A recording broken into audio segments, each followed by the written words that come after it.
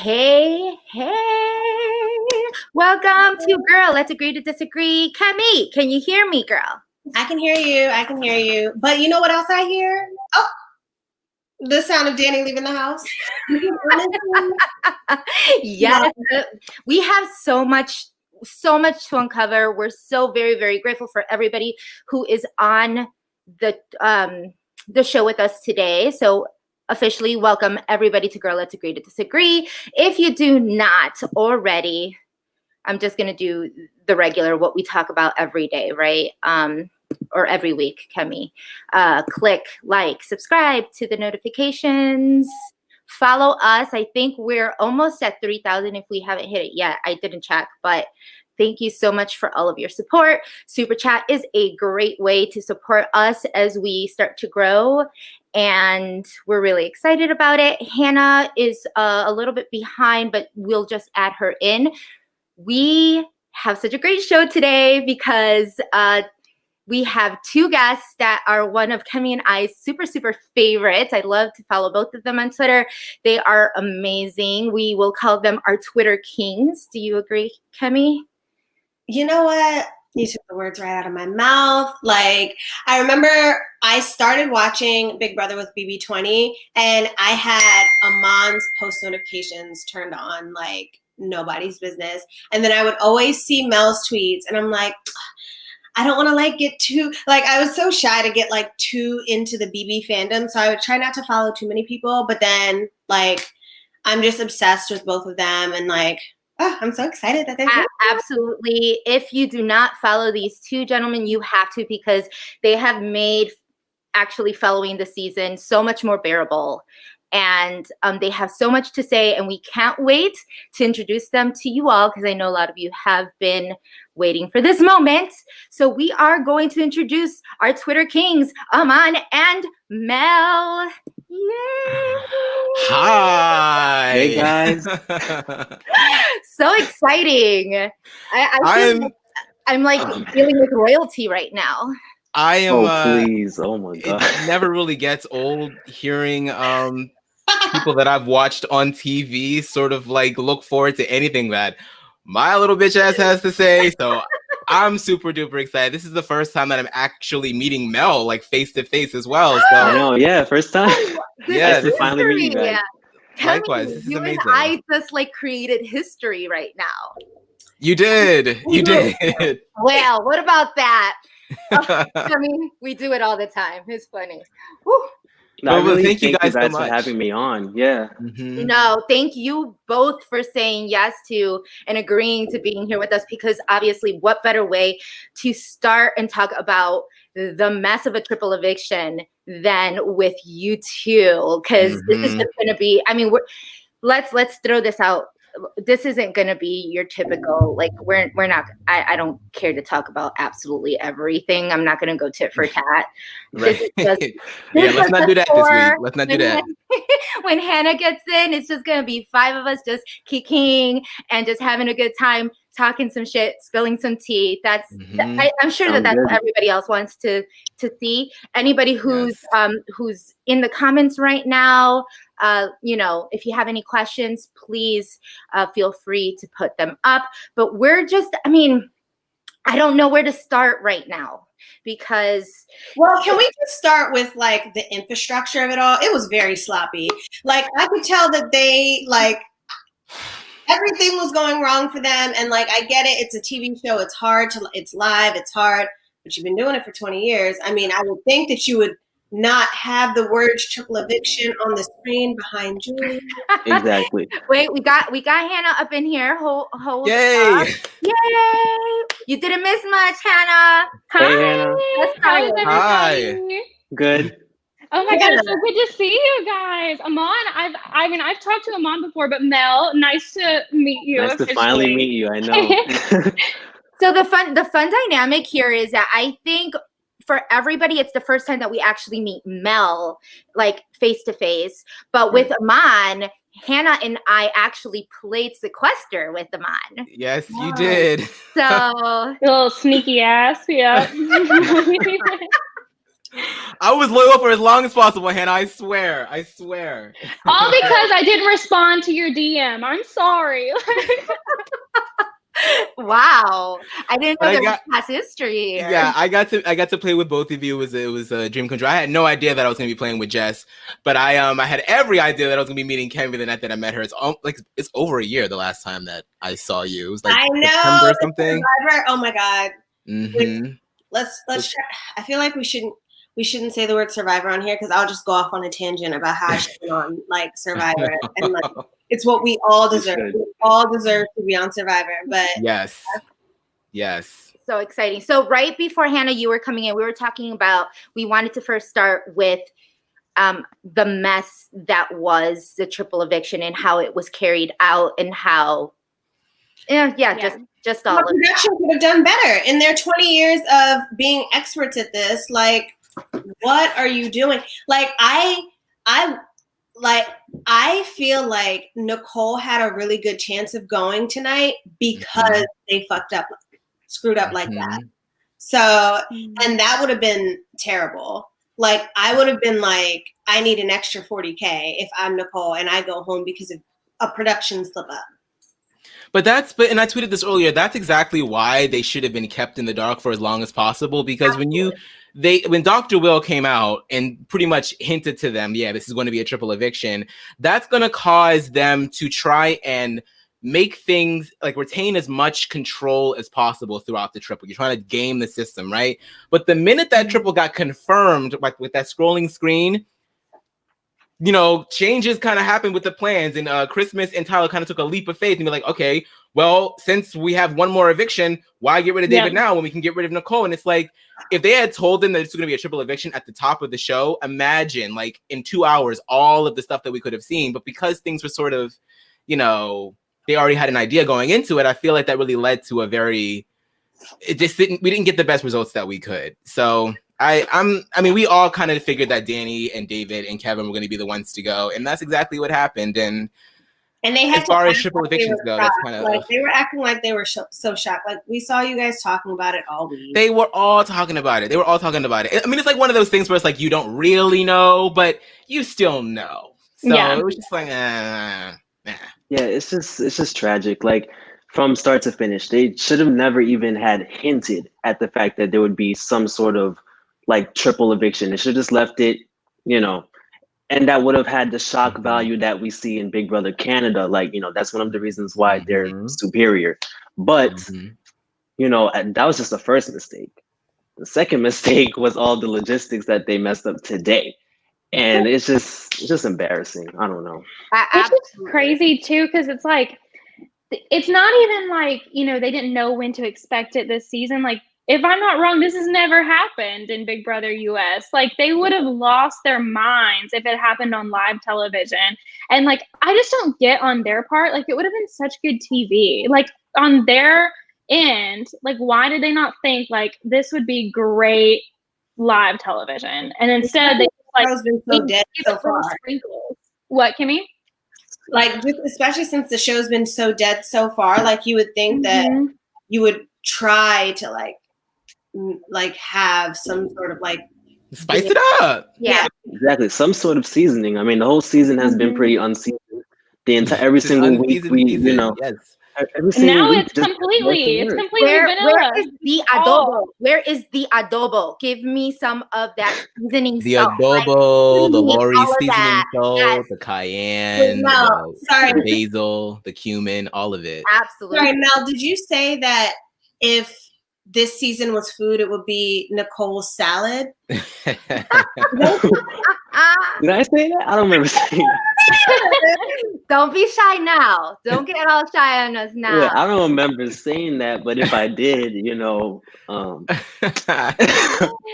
I said what I said. We want to thank Miss History for the $5 in her super chat. She said she came for this king shit. Thank you both. Thanks, Miss History. Appreciate the love. She is one of our most supportive fans here. She's amazing.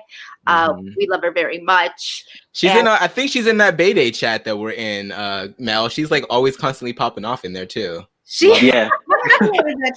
she has quite a few different. We found out this week that she has quite a few different Twitters. Not Twitters, but some different handles. So I know she kind of follows people on, like, her Instagram is different than her, Right. than her Twitter. So it was like, oh my gosh, you were all these people. I thought you were all just like 3 of like these awesome different people, but they weren't. It was like the same person. All the same person. Yeah. So I was like, I really like that person. I like that person, but they're the same person. So it's history. Thank you so much. So I'm going to backtrack because there was so much stuff that happened. Let's kind of rewind because I kind of want to take us into like this journey of what started all of this mess. And obviously, do we too? Oh God. I kind of don't, because literally just you two and us 3 being here together makes my life complete. And I really don't want to give myself any more anxiety than what this show has already given me. But I feel like we owe it to some people to just like talk shit from like the veto on, right?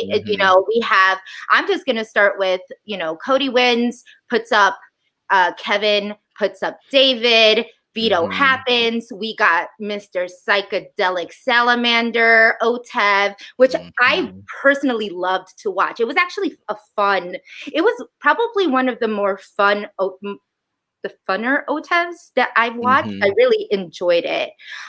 Still a couple of issues that I personally had with it. Wanted to get your thoughts on this competition, because me personally, the fact that all of these shirts were the same color, I feel like it was just so easy to to play and to win. And then we can get into the whole David picking the $10,000. Well, I'll start by saying that, I actually skipped that episode.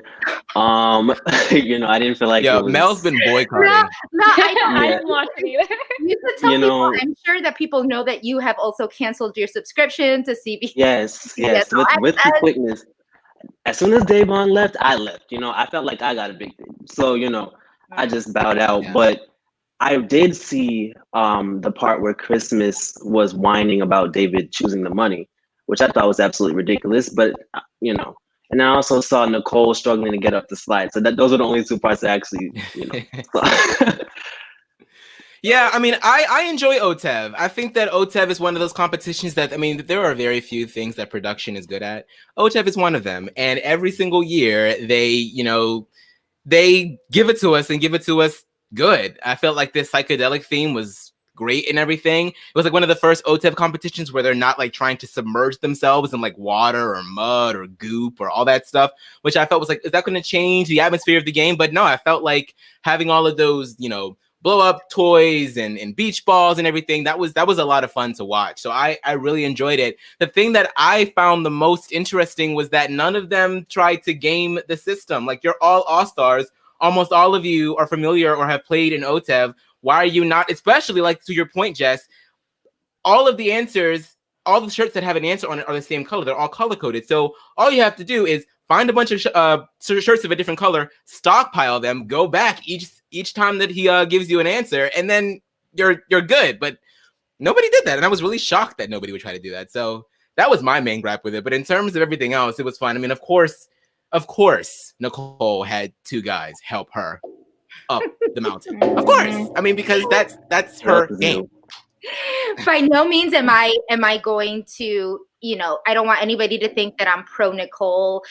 She's not my favorite out of the bunch, obviously, but knowing that slide was doused in Crisco, I will say that I 1000% would not have been able to get up that damn ramp. That is the same shit that is on the slip and slide, and slip and slide only has like this much of a tilt, and it took me about a solid 2 minutes to just try to get up the ramp on a slip and slide. Nevertheless, like something as steep as Otev, like it was fun. It was fun to watch. But here's the thing. My thing was like, I don't blame David for taking the money. I was like, get your coins. You're not going to stay very long. Get that shit. But when I noticed that he had a significant advantage over Cody to actually win, that's when I got mad. I don't know why. There was something about it. What do you guys think? Yeah. Go ahead, Amon. Go first. Yeah, because when you get of course when the live feeds come back, we don't see anything, and we hear them talking about how David took the 10K. So we're all like, I mean, y'all gonna get rid of him anyway. Take that money, shit, fuck it, take it. But then when you see the competition, it's like, oh well, you weren't that out of the loop. There was a chance for you to actually do better. And I get his logic. It's like, well, just because I would have maybe made it through that round, it doesn't mean that I would make it through the rest of the round. So maybe, but I mean, Catherine Dunn, she said, like, what she should have done was just keep that 10K, hide it somewhere, then continue to play. In the event that you're about to lose, grab the 10K, run up the mountain. That's what you should have done. Mm-hmm. But at the same time, I mean, he's been on the outs of every single alliance, every single eviction. It's just like he doesn't know what's going on. So I understand, like, thinking, you know what? I think my days are numbered in this house, so I might as well try and get something while I can. So I don't really blame him that much either. Absolutely. And just want to say thank you, Edwin Montañez. He said, first, this is amazing. Loving this. We love this too. We might have to make this a regular. And second, Tyler should have nominated Cody and Enzo. Cody's his biggest competition, not Nicole or Danny. And I have some things about that, but I want us to kind of put a pin on that, because obviously that's probably what we're going to get to a little bit later, but I didn't want to miss and thank Edwin for his contribution for the super chat. Okay. Any other thoughts? I didn't watch this episode either, so I don't. I don't blame you. OTEB? I mean, I didn't either. No, wow. Not even OTEB can get me to watch that. I'm sorry. That's it. I mean, I'm then sorry. let's stop talking about Big Brother. Why don't we just figure out how's your day going, girls? Like, serious. Oh, it's great now. I mean, watching this episode, falling asleep, but here with you guys, you know. No, I haven't talked to you, and like, I try to chat in with the group chat, and like, you're like, I feel like I always just miss you, and then I try to say something, and then like nobody's there. So I'm glad that like we're here to chat. Yeah, but you've been booked and busy though, so it's okay. You know, I understand that. You know, you're a businesswoman. You gotta do your thing. She is a businesswoman. Let's shout out that Like Honey swimwear. Exactly. Shout out to that.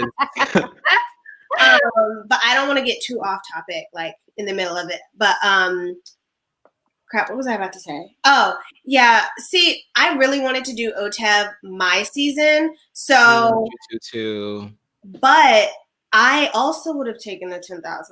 I can't lie to you. Like, that's guaranteed money. And like, if you did David know about the conversation between Kevin and Cody before the veto? Like, did he know about how, like, I'm pretty sure he did, because Cody would not let anybody hear the end of it. So then I know I'm not going home, because Cody has like, you know, an ego, and then also like has a chip on his shoulder about anyone like wanting to play the game. So I would have known I wasn't going home if I was David. So I'm taking the money. Absolutely. I think he's very aware of that. Yeah, if I know I can make it through the week 100%, like not even the Big Brother 100%, but actual 100%, I'm taking the money. Like, why not? And he did make it through the week, you know, technically. Yeah. I have a question. He didn't know. So Dr. Will came in after the veto competition happened, right?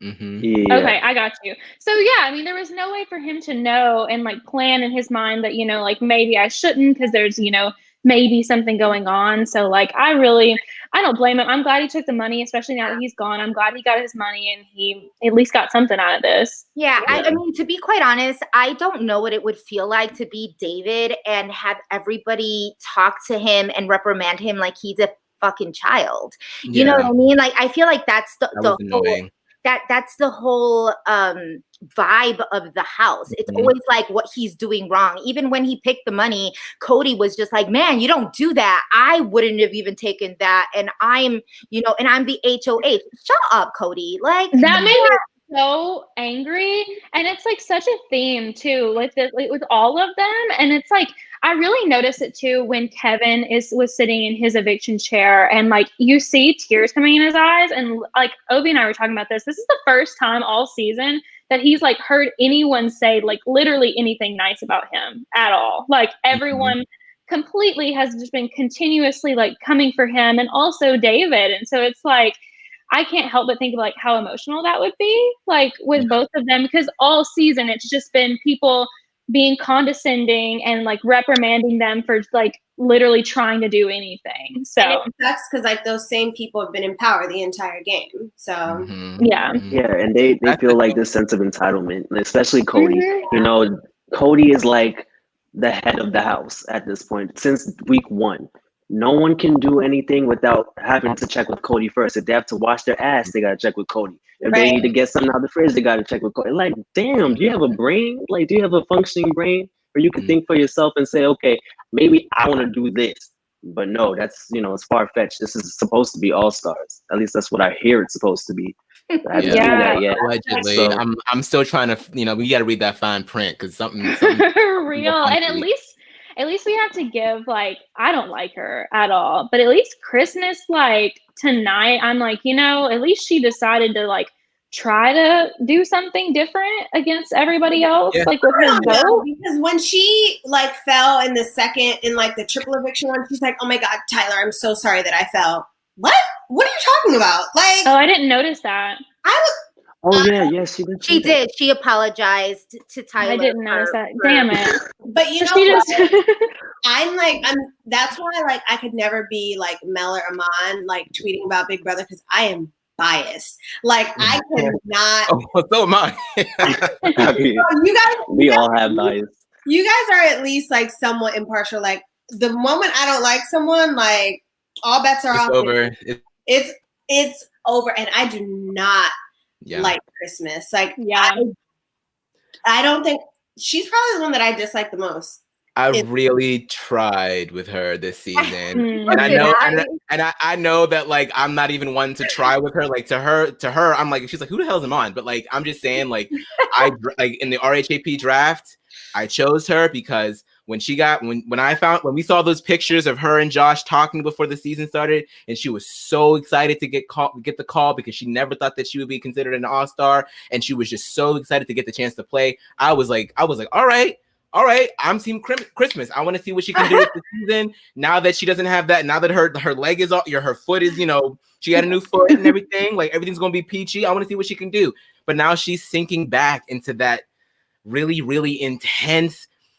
She has a very inflated sense of self. No one likes you in that house. They all talk about how all you do is talk about yourself. She doesn't have any sense of self, and it's so grating because once you get out of the house, she's going to be expecting all these votes to come her way, and they're not going to come. They're not going to come her way. And especially when it goes back to David, the way that she was talking to him of like, that's something that you never do. That's a rookie move. That's a rookie girl. You literally had competitions handed to you in your season, and you're the last person that should be talking about someone taking 10K over. Oh God, it's just woo.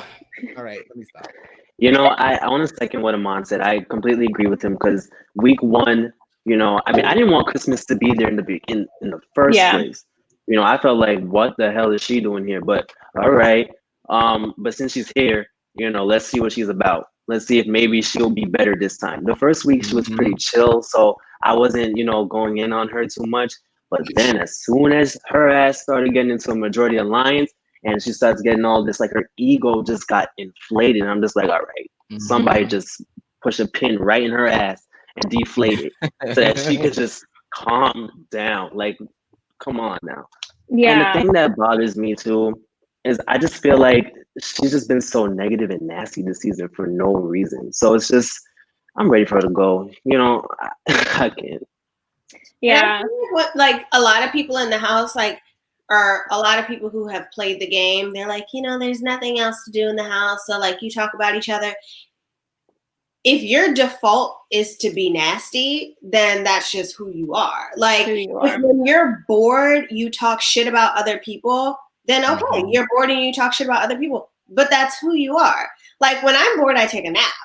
So like I don't sit around talking about like someone's roots growing out or like anything like I don't care because it doesn't affect me. But like being nasty just to be nasty. Yeah. Like for what? Like that's not gonna make you win the game. If anything, it's gonna hurt your chances. Like it's not gonna do anything for she's just oh my God.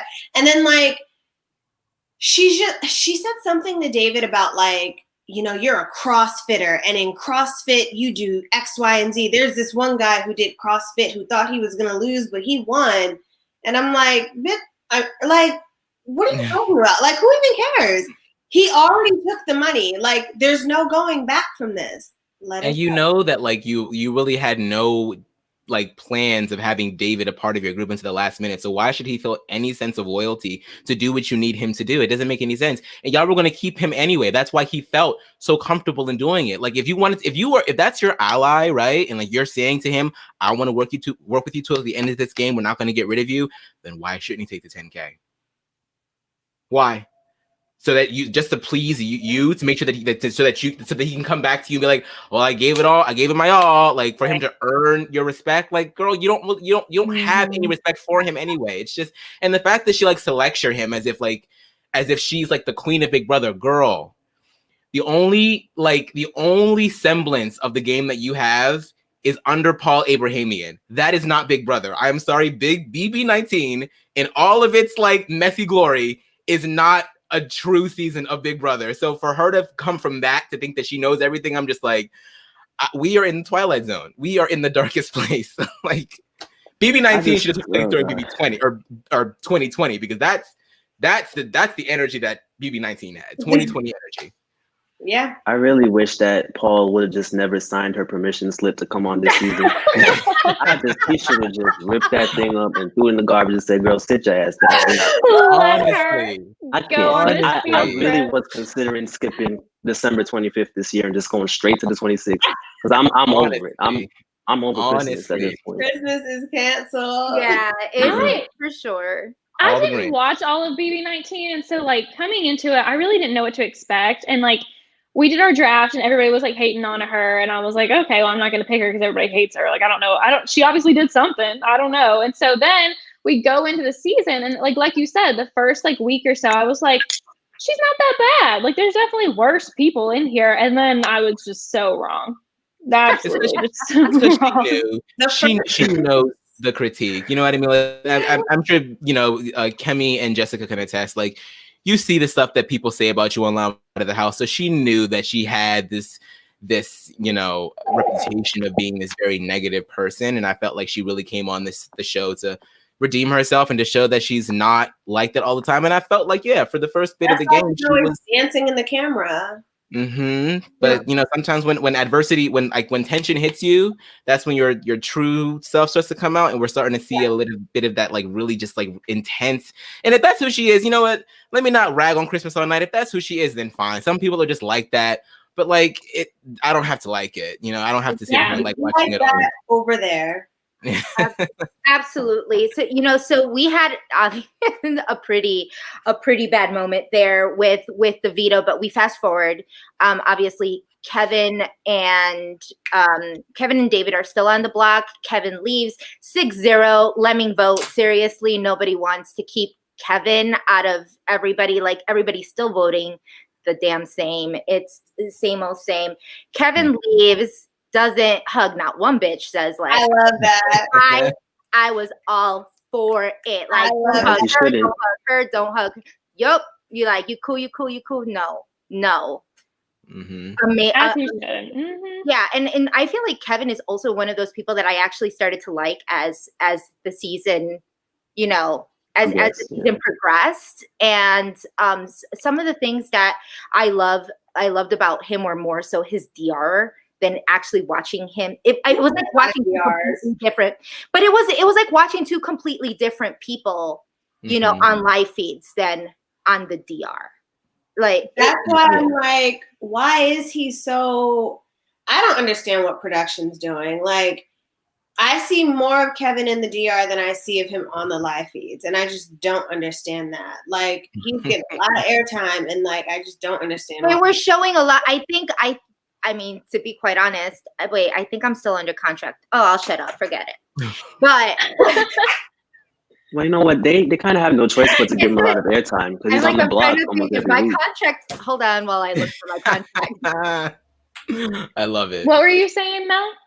Oh, I was just saying that like they pretty much have no choice but to give him airtime because he's on the block almost every week. They just keep throwing him on the block. Like It might as well just engrave his name into the seat. So, at that point, yeah. But CBS is also trying to do a lot of these woke moments, which I personally still love. The only thing is that I want them to also show that adversity. They're showing these woke moments, but they're not showing what is actually happening in the house that's making them talk about these woke moments. It's like if you're going to show, something like how they have it, then show Christmas talking about how she's going to get shot. If you're going to show everything. I know it's only an hour, but still show. No. Let's not forget last year they had a 45-minute second clip of Kat flossing her hair with her teeth. They have time, or flossing her teeth with her hair. Like they have time to show things that are going on in the house if they want to, if they don't want to. So honestly, I don't think there's any excuse because they've just always managed to find these boring fillers that nobody asked for or ordered, and they want to put it on the episode. Just like what was that? The Memphis chats that he had in the living room. I think it was him in Nightmare Before Christmas, or it was him and somebody else. Nightmare. Yeah, they were talking. Yeah. They try so hard to make some of these people personable. Like, it's like you have to make a concerted effort to make some of these people likable, and they really try hard with some of them. Like, some of the people in there, like, whether or not I like them that much, I think that they do have likable qualities. But, like, Memphis and Christmas, like, I know that y'all are putting in extra work to, like, do that. Memphis is always asleep. Like, he's literally always... He's never on the live feeds because he's always taking a nap. He literally wakes up, goes to the DR, comes back. That's why he always looks like that in the DR, like so disheveled because he just woke up. It don't matter if he's taking naps because he's already won his third HOH. I know. It's crazy. It's so insane. But I agree with you guys that like I feel like Big Brother just doesn't know what kind of show it wants to be anymore. Like they go from being like this wacky, family-friendly game show to being like, now that all this stuff is happening on the outside world, and they feel like they have to respond to it because they've been getting so many allegations for the better part of a decade now, and even before that as well. Now they feel like they have to be this woke quote-unquote show and really, make a push towards social justice and making sure that all of their viewers know where they stand, but they don't know how to actually do that because they think that, oh, let's have Devon and Bailey talk about colorism. That's it. All right. Okay. Next week, let's have Kevin talk about what it's like to be gay. All right, we're doing it. That's it, right? And it's like, they could re-edit Big Brother 21 because if they're trying to like right some wrongs or just write me a bigger check, I'm sorry. No, that's a good point. I'm a little bitter over here. So talk your shit. Talk your shit. I'm just saying, like, if you're gonna, like Jess they have enough material to do it.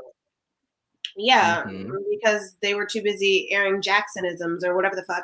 But like Jess was saying, if you're going to like try to be woke, like be woke about your content. Like don't try to bring stuff from the outside world. Like, when I was growing up, I was Miss Missouri and like, which I love hearing that. That's great. But like, there's also things that happen in the house with this same individual that you're highlighting. So why not show that? Because because to do that, they would have to admit that they've had some serious inequities with their casting and with everything for 22 seasons. And it's like no one wants to admit when they're wrong. And production is full of human beings, and human beings do not like admitting when they're wrong, because to acknowledge that there's a reason why we keep seeing the same patterns is to acknowledge that you are the reason that we keep seeing the same patterns.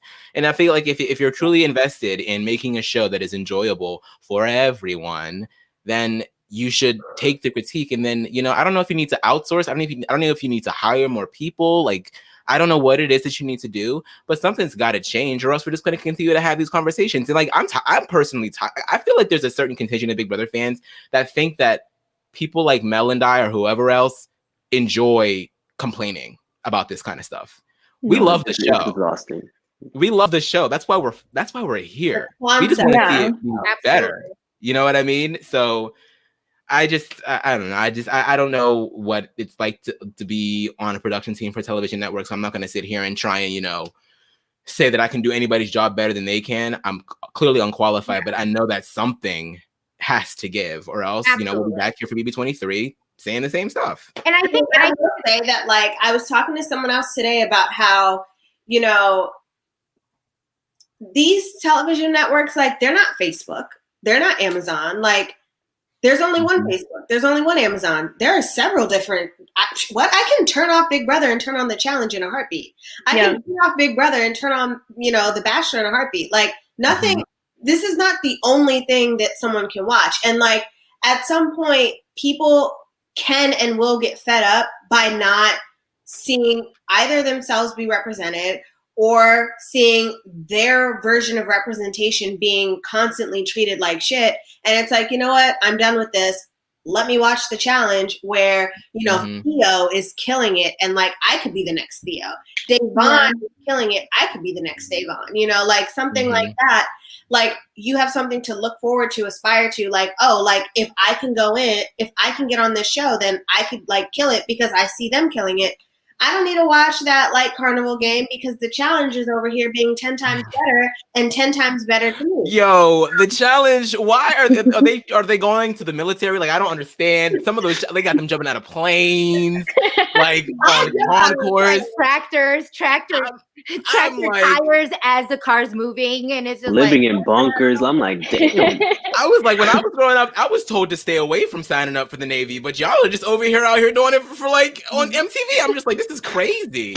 I just think it shows that, like, it shows where CBS, I don't know that it's like an individual, like one individual in casting or production, but I think it shows who CBS as a network values.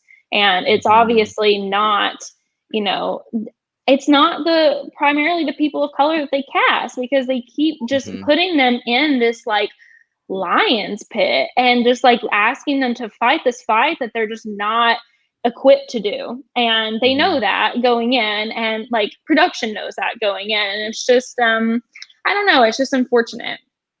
Yeah. They cater to their audience, and the majority of their audience are, Holly from my season put up a poll of, like, oh, would you vote for Biden or would you vote for Trump? And the poll came back 19,000 votes, 52% Trump, 48% Biden. So that is, like, her entire audience came from Big Brother. So that is, a good representation of the Big Brother viewers. So yeah, and I saw there was an article that came out, I think it was like right after BB21 concluded or a few months afterwards, and it was about CBS, and I don't quote me on everything because I don't have it memorized or anything, but it was essentially talking about how CBS is really trying to work on pushing for more generational turnover, because you're right, like, a lot of the people that watch CBS are of a specific age range, in a specific range in the United States, and so they know that people are starting to, for lack of a better term, die off their primary viewers. And so they know that eventually, in order to be competitive with people like, or companies like Netflix and Amazon and even network television like ABC and MTV and MTV and VH1, all those places, they know that they have to start. You got to start, giving us some more fresh content and giving us some fresh faces on your television shows. That's why we're beginning to see, and this is even before the advent of Black Lives Matter and all the protests that have been happening this year. We're beginning to see so much more content being pushed into CBS All Access. They're working towards bringing more diverse faces into their scripted television shows.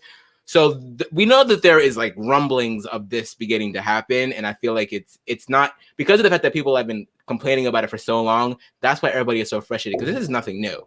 2020 might be the year where it's a watershed moment, but people have been complaining about this kind of stuff, specifically for Big Brother, since the beginning. Like, a lot of people like to, do that whole exception to the rule argument where they're like, oh, well, there are some people of color that have done well. There's like Danielle Reyes, she almost made it. She almost won. I'm like, you are talking about an exception to the rule. The fact that you can only name Danielle Reyes and a few other people, that's a problem. The fact that, I mean, even Julie Chen just last week when after Davon gave her speech and they asked her what she felt about it, and she started talking about how, oh, well, there was June who won, and then there was Josh who won, and then there was Casey who won.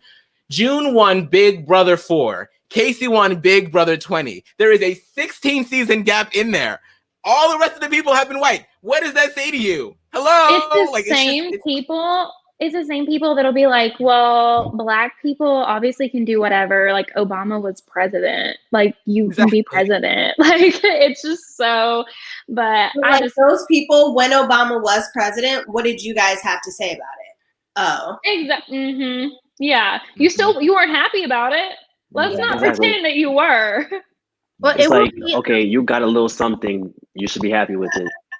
Yes, it's like giving someone who is like starving a little piece of rice and being like, be grateful. Like, Yep. And it'll be a very interesting transition. I think that they're going to be looking a lot at BB Canada, how BB Canada turns this next season around, and how that actually works. I'm really excited to be seeing something like that. Home country. POC. Yeah. So and I think that is going to be a turning point in what they decide to do for the next casting process. Yeah. Let's go. Oh. Again, thank you to Miss History. I tell you, this is our girl right now. Yes. Start with, because we're going to keep on going, right? Kevin's gone, but he said, I love Kevin because they did. Let's get that straight. But he started this ball rolling when he went to Danny about the Tyler flip as a piss poor attempt to get ahead of the rest of the house. Yeah. Here's the thing, I think, and this is just my opinion after only seeing a couple seasons, so like y'all in the chat, don't be mad at me. I think that Kevin, yes, had really bad reads on the house for most of the time, but like Kevin was not set up in the beginning to get any information from anyone from the get-go. And so I think it becomes more of a cycle.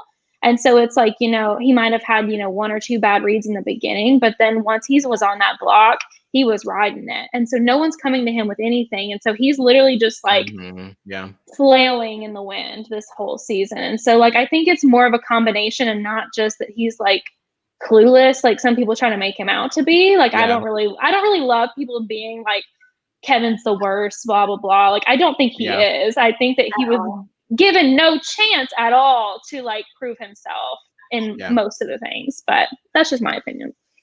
I mean, I'll admit, like, I definitely was someone who was highly frustrated with Kevin. Like, just watching him on live feeds, it's been infuriating because it's like, okay, I understand we see more than what they see. We are the live feed viewers, so there are a lot of gaps in what they know and don't know. So I get that. The thing was that he would go around and he would spread his like polluted information and put it onto other people. Yep. And those people were my faves. And that's where my bias came in, because I'm like, damn. So now my faves are already on the outside and now they have bad information. Well, damn. Okay. So now we're screwed because, so it was just like a bad cycle of like a downward spiral for me. Yeah, but with that fair. being said, Well, we don't have to worry about that anymore because he's gone. So, although he would have given all of the bad information to all the people we wanted to go, so he should have stayed if that was the case. He's gone. So let's forward this. He's gone. First HOH of the double eviction because they don't know there's a triple yet. It's 7 questions about Will. And here I'm thinking that it was going to be season 2 and season 7 Will, but it wasn't. I was like, I thought it was about to be trivia. I was like, David is screwed. There's no hope here. I looked at Obi and I was like, Obi and I looked at each other and we were just like, oh shit. It's over. Have you ever done like trivia like that? Like, no. Well, again, the challenge with the leg up. Oh, like regarding like going back to past season trivia? Mm-hmm. No, I think they keep it, at least for the most part, from what I've seen. It's like within within season. season. All right. Yeah. But I feel like There's in something for to BB Kemi, All-Stars. yeah, to Kemi's Can't point remember. though, they could have, because this is an all-star season. So if you're an all-star, you should know about other seasons. I could understand Yeah. if this was a regular ass season, you know, some people are recruits, some people don't know anything. That a little different. That's kind of giving other people the leg up. But in here, it'd be like, that would make sense. I thought that too. I was like, Yeah. oh, this is all about Will. They're going to talk about, you know, season 2. They're going to talk about his season 7. You Yeah. know, they're probably going to ask what, I don't know. Yeah, what that's the alliance is it? only. This season would be the only scenario that I feel like that would be appropriate, and Mhm. that's why I thought they were going to do that. But I mean, it didn't really matter either way for See, but the thing David's is, sake. like, you know, if they did that, like, yeah, I get what you're saying, Jess, because it does make sense to do that type of thing on an all-star season. But in order for it to be done in an all-star season, there has to be all-stars to work with, and we don't have much of that. So, Damn. Someone It's okay. someone said they did for BB 17. Wasn't trivia, but they had to know the names of the people in the last season. Yeah, that might have been Oh, what I was wow. thinking of. I knew there was something that they went There back. was something, there was something, and I think it was with the winners or something, where you had to know. I know that there was some type of competition. I can't even think which season it was. Whoever's in Yeah. the chat and knows, because I remember June had to. I remember people looking for names of the winners and having to put them in chronological order or something like that. Wait, Well, shit. Maybe if that was would have happened, in y'all's season, maybe we would have had better results than we did. If we would have had you guys and, you know, Ovi and the actual real fans of the show having a chance to win something, that would have been a Yeah, that's miracle. another thing. They have people that they recruit that they know don't watch the show. So they're like, well, we don't want to have those people, you know, on the outs for a competition like that. So let's just not have it. And it's like, well, the easy way to solve that is to just wait a minute. pass. But they have no problem having people like Jess and I on the outs during like a lockdown when they're playing Tim McGraw. So, I mean, they really need to figure it out. Like, which one is it? We can't make certain people feel uncomfortable. Like that would be terrible. Wait, I did want to ask, does anyone know who the winner of the last season was? Because I don't couldn't find it on the Big Brother CBS site. You know, I feel I like bet- it's been scrubbed from Wikipedia as well. I couldn't find anything at all. I bet if you get on Instagram and look on the reels, that you'll probably find it. You might find it Okay. there, or TikTok. I don't Okay. know. thought there was a I think season you'll last probably season. find it in TikTok. All right, well, That's let how me. you know CBS is trying to be progressive. They got like whole Addison Rae, like, you know, like what are you doing? Like I saw them. That's what I'm saying. That's what I'm saying. The generational turnover. They're really trying to, you know, be hip and be cool with the youngins right now. And Said, let's pull our energy from Facebook. Put it on exactly. TikTok. I'm trying to see a Oh my TikToker God. version of Big Brother. I want to see Addison and Charlie and all of them in there and battle it out. Oh my God, I would watch that. Yeah, actually, I agree with this statement down here. Ovi won BB 2020. Oh yeah, that's right. Girl. Back, Yes, you know, and remember I that. would, back with the cookies. Oh, along with Jessica. Yes, thank you. girl, if that would have happened, I would have had a better setup in here right now. You wouldn't have got that toy car Tesla. Do what? The little toy car Tesla you got. What was it? No. The little micro, Yo, Oh yeah, Ovi's- the little Hot Wheels. your little Hot Wheel Tesla. he is such a cornball for that. I love it. I love it too. So we have and now we have to get on with it, but HOH, Memphis, blah blah blah, yuck. He sorry. really winked at the camera too, like it's not charming. Like I had to look away. I felt uncomfortable. and I don't even dislike Memphis, but I was like, all right, hang it up. Like Yeah. stop it right now. And Yeah, that it's not even. Go ahead, Jess. sorry. It was just like a quick second where my heart was beating just a little faster than usual, just because it was a little close. Mhm. Like David kind of had that, almost had Right. that. Yeah. He was like I was- third. He was like I thought third. he was out first. Yeah, No, I thought oh David my was bad. out in We're the first talking question. about. I'm sorry. I'm here. Look at me. I'm talking about the veto already. Oh, Yeah. Sorry. Yeah, he did really love the veto. I dislike Memphis the most. I don't know if it's because like he reminds me so much of like people around me. And I mean, like, I live in Tennessee. Like, he gives off such strong like vibes of like so many of the like middle-aged men here. And I'm gonna be honest with you, I thought Memphis was like 50 years old, and here I come to find out tonight that he's like 35 or 37. Wait, he's in his 30s? I thought he was, yes, and I literally thought he was like 50 something years old. So that's why he was giving me like dad, middle-aged Southern dad vibes here. And he's that's what he acts like. That's what he acts like. I mean, you know, losing to Dan Giesling in a 7-0 vote will age you at least 20 years, okay? That's what I don't happens. know. I've been calling him AARP all season long. So, I mean. And here I thought you were talking about Christmas when you were saying that. You thought I was talking about Chris? Oh, no.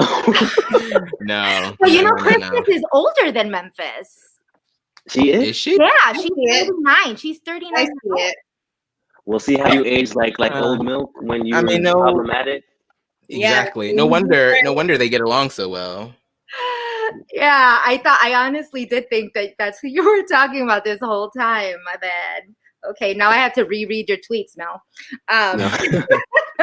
But so Memphis wins. Surprise, surprise. He puts David up, and then he puts Nicole, which I thought that would make a lot of sense. Now the veto happens. It's a puzzle. It's a fire veto puzzle. That's when I thought that David had a good chance. He was actually doing really well. Yeah. And then we had Christmas win the veto. Unfortunately, I thought Nicole, I would have at least wanted kind of Nicole to even have won that, because she was so close, because that would have meant someone else like Danny would have gone up, and more than likely Danny would have gone out instead of David. What are so now fast forward, we go into their speeches, and David says, rookie wants to play, rookie wants to stay. Is he still calling himself a rookie? Like, here's my thing. Bailey was on this current All-Star season. Bailey was the first in jury her season. So we are now at the third placement in jury, and you're referring to yourself as a rookie. You are not a rookie. You have played the game. You have been in the game. Like, I mean, he doesn't play well though. So as right, far as still, I mean, even let's say like what's her name? Third Eye. What's her name? Third Eye. What is her name? Oh my God. Caitlin? Which season, Caitlin? Caitlin, oh my God. For Big Brother. Third Eye? We would always say that, like Third Eye Open. But anyway, let's say that she came for Big Brother All-Stars. She wouldn't be referring to herself as a rookie, and she was out, I think, third or fourth. So, I mean, stop it. I want to give him the benefit of the doubt and say that maybe he was just playing on that so that they would feel less threatened to vote him out. So I'll give him the benefit of the doubt, but it's just unfortunate. I think Tyler definitely coached him on what to say in some ways, like especially that little line about, standing there next to a winner. I definitely think that, and like, I think he did as well in his speech as he could have in this situation. But I mean, I don't know.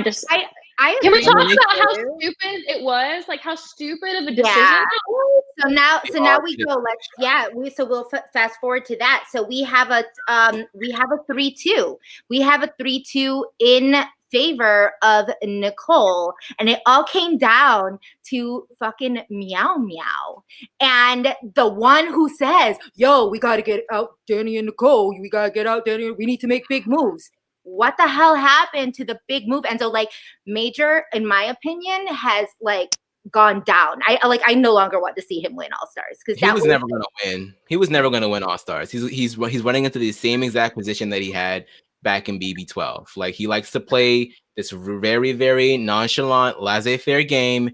And then when it gets down to the end of it, people are like, oh, everybody loves you, Enzo, you got to go. And even if he does get down to the end, assuming if he gets to the end, then maybe, because then maybe he will have had to have won competitions. If he gets to the end without winning a lot of competitions, he's not going to win because he's too gun shy. He talks a big game, but he doesn't do anything to back it up. So in my opinion, this was the move that would have propelled you to the end game, and you squashed it. Now you have to sit here and watch Cody and Tyler continuously battle it out, maybe with a Nicole win sprinkled in there somewhere, and you're just going to be sitting there looking stupid. This was his opportunity to have something to say, like, to prove that he did something. He took out the only winner left. And other than that, looking back, what did he do? He won one HOH where he did exactly what everyone else wanted him to do. And it's just like, I don't see him being in those final two chairs and having anything to say that he himself thought of to do, like that he like maneuvered in the game. It's just like what he did that everyone else wanted to do. So absolutely, yeah, he's all meow and no bite. I haven't seen him do anything. You know, like besides, okay, I've given him credit throughout the season for being like someone who's good at playing people against each other. You know, like if he sees that there's like dissension somewhere, he's gonna play on that, and it's been successful. But what annoys me about Crimson Chin is when he says that he wants to make a big move and he doesn't go with it. It's like, just sit down then. Don't say, because now you just pissed me off. He's just talking it just to talk it because he knows that it sounds good. He likes to listen to himself talk. Yeah, that's what it comes down to. And he just, you know, I mean, it's fine. It's fine if that's what you want to do, Enzo, but don't act shocked when your name does not get called at the end of the season. Like, I don't want to. He better not come out of this house talking like, oh well, I don't understand why the votes didn't come my way, man. Like, I mean, I felt like I did the perfect game, yo. That's it. Like, no, I don't need any of that. Just take your little 40K or whatever money you're going to make in jury and go on back to Jersey. That's all you need to do. Imagine like a fight between like Tyler and Enzo. Like, Tyler's sweeping him, or at least he better. Like, Tyler would sweep him, and then Enzo would like say that, like, "Oh, I played the perfect game," but like Tyler also played a similar game, but like won comps, took out someone who was gunning after him. Exactly. Edwin, thank you to Edwin Montañez again. Enzo needs to be booted. I'll talk. I want to punk him out so bad. He's the worst one. I honestly didn't think that at first I was like, yeah, he's kind of all talk, but then like today, out of all things, I was not expecting in what Big Brother world during at this point, just a double eviction, but in what world do you not take out someone who has already won the game? Especially when you're really not in an alliance with, like, you are in an alliance with her by extension of Cody. Cody is the one that kind of has more to lose by Nicole walking out of the door. Your social standing in the house is not going to go down or up. Well, it goes up a little bit with her being out of the house. Because Cody might be a little mad, but Cody is kind of like you, Enzo. He's not going to do shit. So just get her out of the house. Yes, but then Cody, but then when Nicole is gone, I think that Cody is forced to depend on Enzo more. And so that is like, you know, it helps him. Like, even just not even like trying to look at it in an unbiased standpoint. Like, obviously I wanted Nicole to go, but even like looking at an unbiased like standpoint from like what's better for Enzo's game, you would become Cody's like right hand man. And I just don't understand why you do not take that opportunity. I think he definitely missed. Every other season or every other vote, he'll throw a hinky vote, but then I think the time when he needs definitely missed. He definitely missed that. Sorry, Aman, for cutting you. No, you're good. But I definitely think he missed something because he was in those conversations, like him and Cody, and this we'll go back to, this wasn't in the show, so these are live feeds, but in live feed moments, like literally days prior to this, He was having conversations with Cody about wanting to get rid of Christmas because Christmas was very close to Memphis and they want Memphis to themselves. In this case, if Enzo was smart enough, he would have wanted to get rid of Nicole because Nicole and Cody have such a tight bond that he wants to take out Nicole so he can have Cody all to himself. Where the fuck is the strategy?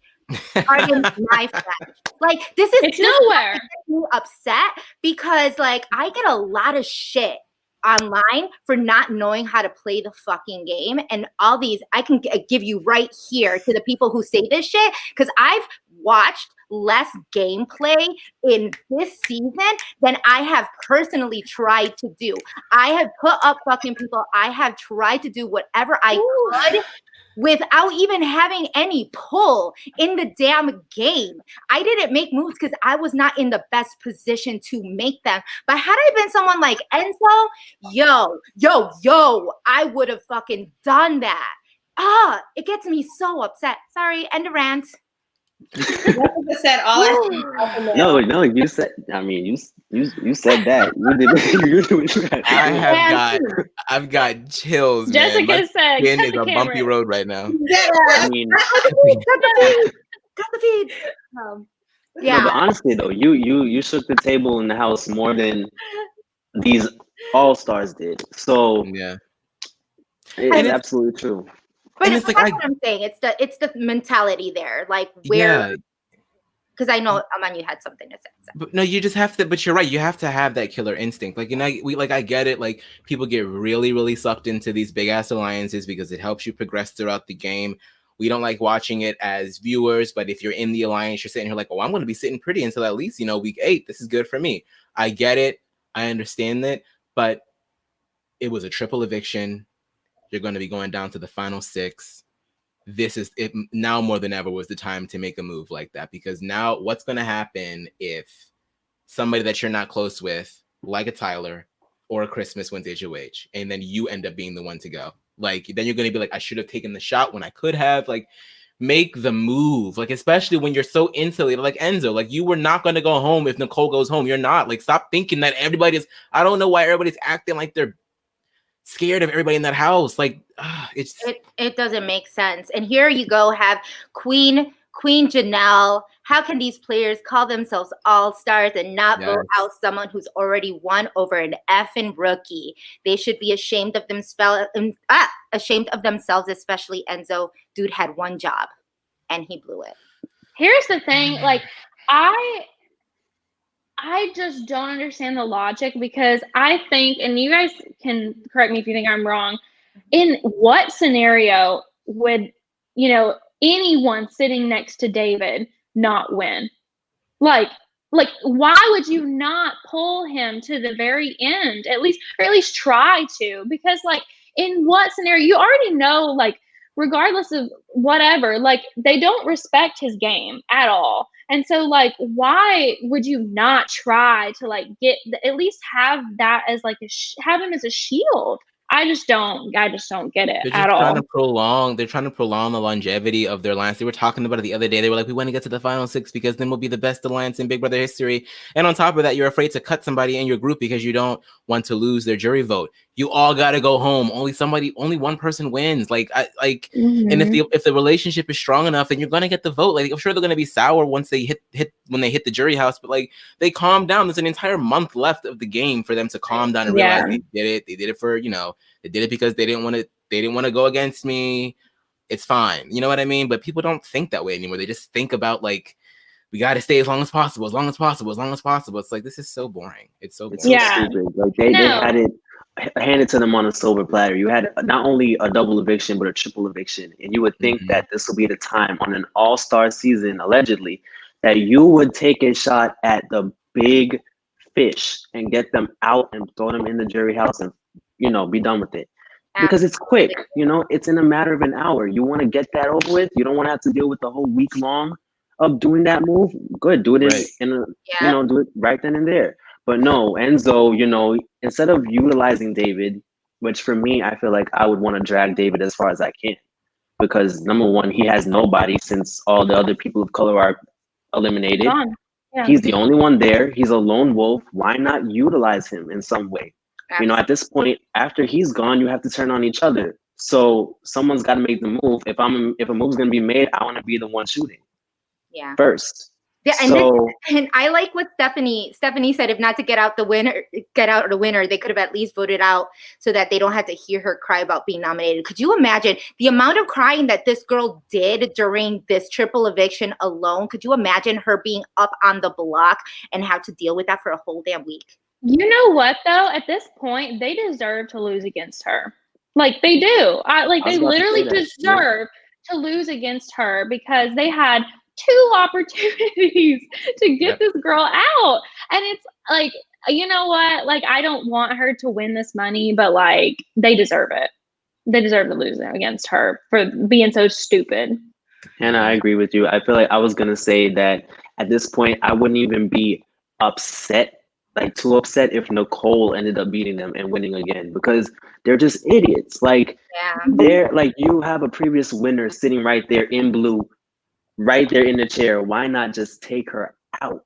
Yeah, this is her game too. She did the same exact thing in BB18. Y'all letting her do it again. So if she wins, hey, yeah. I mean, and the thing is that even Christmas, I kind of slightly respected her today in voting out Nicole. Yeah. Although it was kind of a bitch ass move because it's just kind of like she just did tell you that she kind of did have a fake final 2 with her. Maybe she felt the fakeness, or she just wanted to. Well, yeah, they knew. Like Christmas and Danny and Nicole all knew that. Like they both knew that Christmas was gonna come after them. So it's really no love lost. So I respect Christmas for trying to take that shot. I wish they would have talked a little bit more. Like it seemed like they felt like they had all the votes together, like her and Tyler, but then that vote came back 3-2, and I'm like, what were y'all doing that whole commercial break? Like, I saw like 3 freaking car advertisements. I didn't figure that shit out in that amount of time. What are y'all doing? That's one thing that it was just like, Enzo, how, why, what happened? Like, Christmas ended up voting for Nicole, and Christmas is part of the wise guys. Like, how does Enzo, like, well, wise guys, but still, you know, how does that? I don't know. Because he is a follower. Yeah. He is a follower, and Cody is his leader, and he's gonna follow no matter what he says, like, he is not someone that is making these decisions on his own, and he's not directing he's not changing the direction of gameplay at all. Cody is, and Cody decided that, and so Enzo just went along with it. Yeah. Yeah, that hat that he wears every day is just squeezing his brain a little too tight. Yeah. What do you say, Kimmy? I was saying, like, whatever happened to Enzo week 2 when he wanted to backdoor Tyler? Like, where did that energy go? Like, the committee happened, and out then the damn committee door. ever since. It went out the damn door with everybody interesting on this season. I ultimately thought, and here's my thought process, is that he voted out David to still be on Memphis's good side and say that that's what he did, but also to weaken Tyler. Well, fuck Memphis. He couldn't even play HOH. Exactly. He already won HOH. You ain't got to worry about him. Screw him. I don't get it. This is Big Brother All-Stars. It's the triple eviction. And we got the most boring ass triple eviction. This is the first one. I'm sorry, I've been holding this in all night. This was the first triple eviction that we ever had in the US. Yeah. The US. And we got the most predictable lineup of evictees on an All-Stars season. Yeah, nobody wanted after weeks and weeks and weeks of conundrum and monotony. I just don't understand it. I don't understand it. And Memphis was the one that was talking the most shit the entire week, saying, I know the audience, man. They really hate us right now. It's the same shit week after week, yo. Like, we got to finish this stuff strong. And then what do? You voted out David. You're a clown. You are a grade A clown. Join the circus. Cirque du Soleil is calling all of your names. If y'all don't win Big Brother, go do the fucking circus. Because that's all you, like, I'm so. They are the damn it's circus. Crazy they to, are. like, Memphis let his hatred for David cloud his judgment so much that he let the perfect person for his game to be a pawn for the rest of the season go home, as opposed to somebody who could definitely be a contender to win against you in the final two. Like, it is just mind-blowing to me. Honestly, you would think that if Memphis hated David so much, he would want him in that final 2 seat so that he could like talk about all the reasons why he was so much better at the game than David and why he deserved to win over David. But he's really giving me Jack Matthews tea right now by like his obsessiveness, like his obsession with David. Like when I think like when David like walked out the door, he was like, I've been waiting to do that since week 2. Like, Yeah, he did. That showed really just like how much internalized like feelings he has towards David. It's weird. Like, honestly, I think it's really fucking weird how much he just like. David didn't do anything. He does not care about him. Like, he does not talk about him. Like, that's what I'm saying. Like, you know, people It's got so weird. a hobby in there. Like, maybe take up knitting. I'm sure that you are using yarn. Like, it's not that. Or, you know, brush your hair. Like, your something. problem, Memphis, your problem is with production, not David. David did not like put himself in that All-Stars house. He got a second chance to come back after being royally screwed last season. And on top of that, there was all this stuff happening outside of the house, happening in the US right now. Before you did. He got got caught before you did. And now you're mad at him because he's getting a second chance, when you're mad because you felt like you are more deserving because you made it all the way to the end in BB10 by riding Dan Giesing's coattails and then not getting one single vote from the jury. You're mad. Like, your problem, you're choosing the wrong person to have an issue with. And I really just I don't like that he feels so entitled that he has the ability to tell somebody else, you don't deserve to be here. I do. You got the call like, David or Memphis. Like, get out of here with that. Yeah, I think it just really shows some internalized shit going on in him, and I don't like it. But anyways, we already gave him a little bit too much time. We talked about him a little too much. Let's go on to the second. Let's go on to the second eviction, which funny thing is that they kind of knew about triple eviction as they were voting for the first one, which really is upsetting. The whole idea that they got like that Dr. Will actually kind of gave them that little hint, 3 steps ahead. People already kind of knew that a triple eviction was heading, or they're like, no, it can't possibly be. It wasn't. And then they actually saw it. Nice job, production, in showing people the triple eviction side. It was so awkward to watch too, because they were just like, unfortunately, what? They were like, what? Like, and it was just so weird to see. I was like, what is happening? I was like, did they mean to do that? Like, I couldn't like sloppy. Like, our house productions fly on the wall. Like, get it together. Christmas was like, oh, what's that behind you? Oh, it's a triple eviction. And Julie's just like, you guys edit that out of the episode for when they put it on CBS All Access? Like, are they going to edit like that out of the episode? That is going to live forever. It's going to live forever.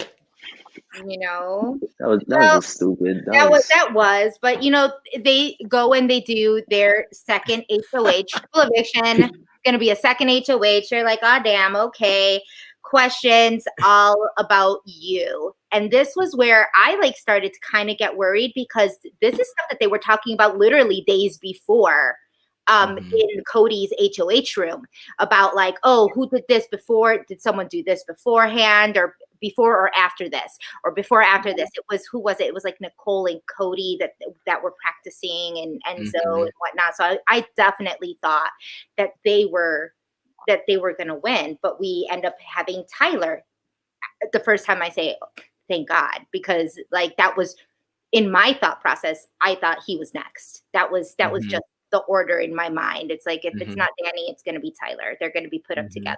And then it definitely was. It definitely was Tyler and Danny going, or Tyler, Danny, Christmas. One of those combination. Especially yeah, I mean, voting for for Nicole to go. Yeah. I was jumping up and down that he won. It was so strange because I was either rooting for him at that point or a Christmas HOH, and it's like that's how you know it's gotten bad. You root for him. Whoa. Christmas? Did I hear that from you, I Hannah? didn't root for Yes. anything. I just sat there. I thought that Christmas was the only one to potentially not put Tyler up there, and so I wanted Christmas to Honestly, go out of all of them, to be honest, but yeah, I wanted all of those episodes to leave. I didn't want Christmas to have the satisfaction of winning. of sending yeah, Danny that's home. true. Yeah. Not even sending someone home, of winning another competition. Like, Yeah. I don't want her coming out of the season like, yeah, man, you see, if I didn't break my foot my first season, I would have won 1, 2, like. You're right. That would have been nauseating. I don't want her to win it. Like, I dislike her so much. Like, oh my God. I don't even want to say it like as much as I want to because I know this is going to live on the internet, but I do not like her. Yeah, I do not. That's not an unpopular opinion, boo. It's infuriating. Like, I can't believe someone can lack so much self-awareness and then like just the entitled, like I can't deal with it. I can't. Yeah. She didn't win. I feel you. Yeah, well, you know, but that's a great thing. You know, Tyler ends up winning. He ends up putting Danny and Nicole. Surprise, surprise. I think that was what we knew was going to happen. Do you feel that it should have been an Enzo or a Cody or a Memphis? I mean, was that a good decision? No, that's we what I can't want confused now. Because Nicole's probably spiraling right now. Like, I can't believe the Tyler put me on the block. Oh, I can't wait to see it. Like, yeah, I mean, it would have been interesting to see Tyler make a big move here and potentially backdoor somebody like Cody or Enzo, because Tyler's a very good player and he knows his positioning in the house. He's one of those players that knows where the pieces are, and he has to know that him and Christmas are on the bottom of what's going on here. Like, I mean, in Christmas, is a leg up above him because Christmas at least has that wise guys thing going on with Memphis. Tyler has nothing but like this thing between him and Cody and this thing with him and Christmas. So he knows that he is not really in a good position here.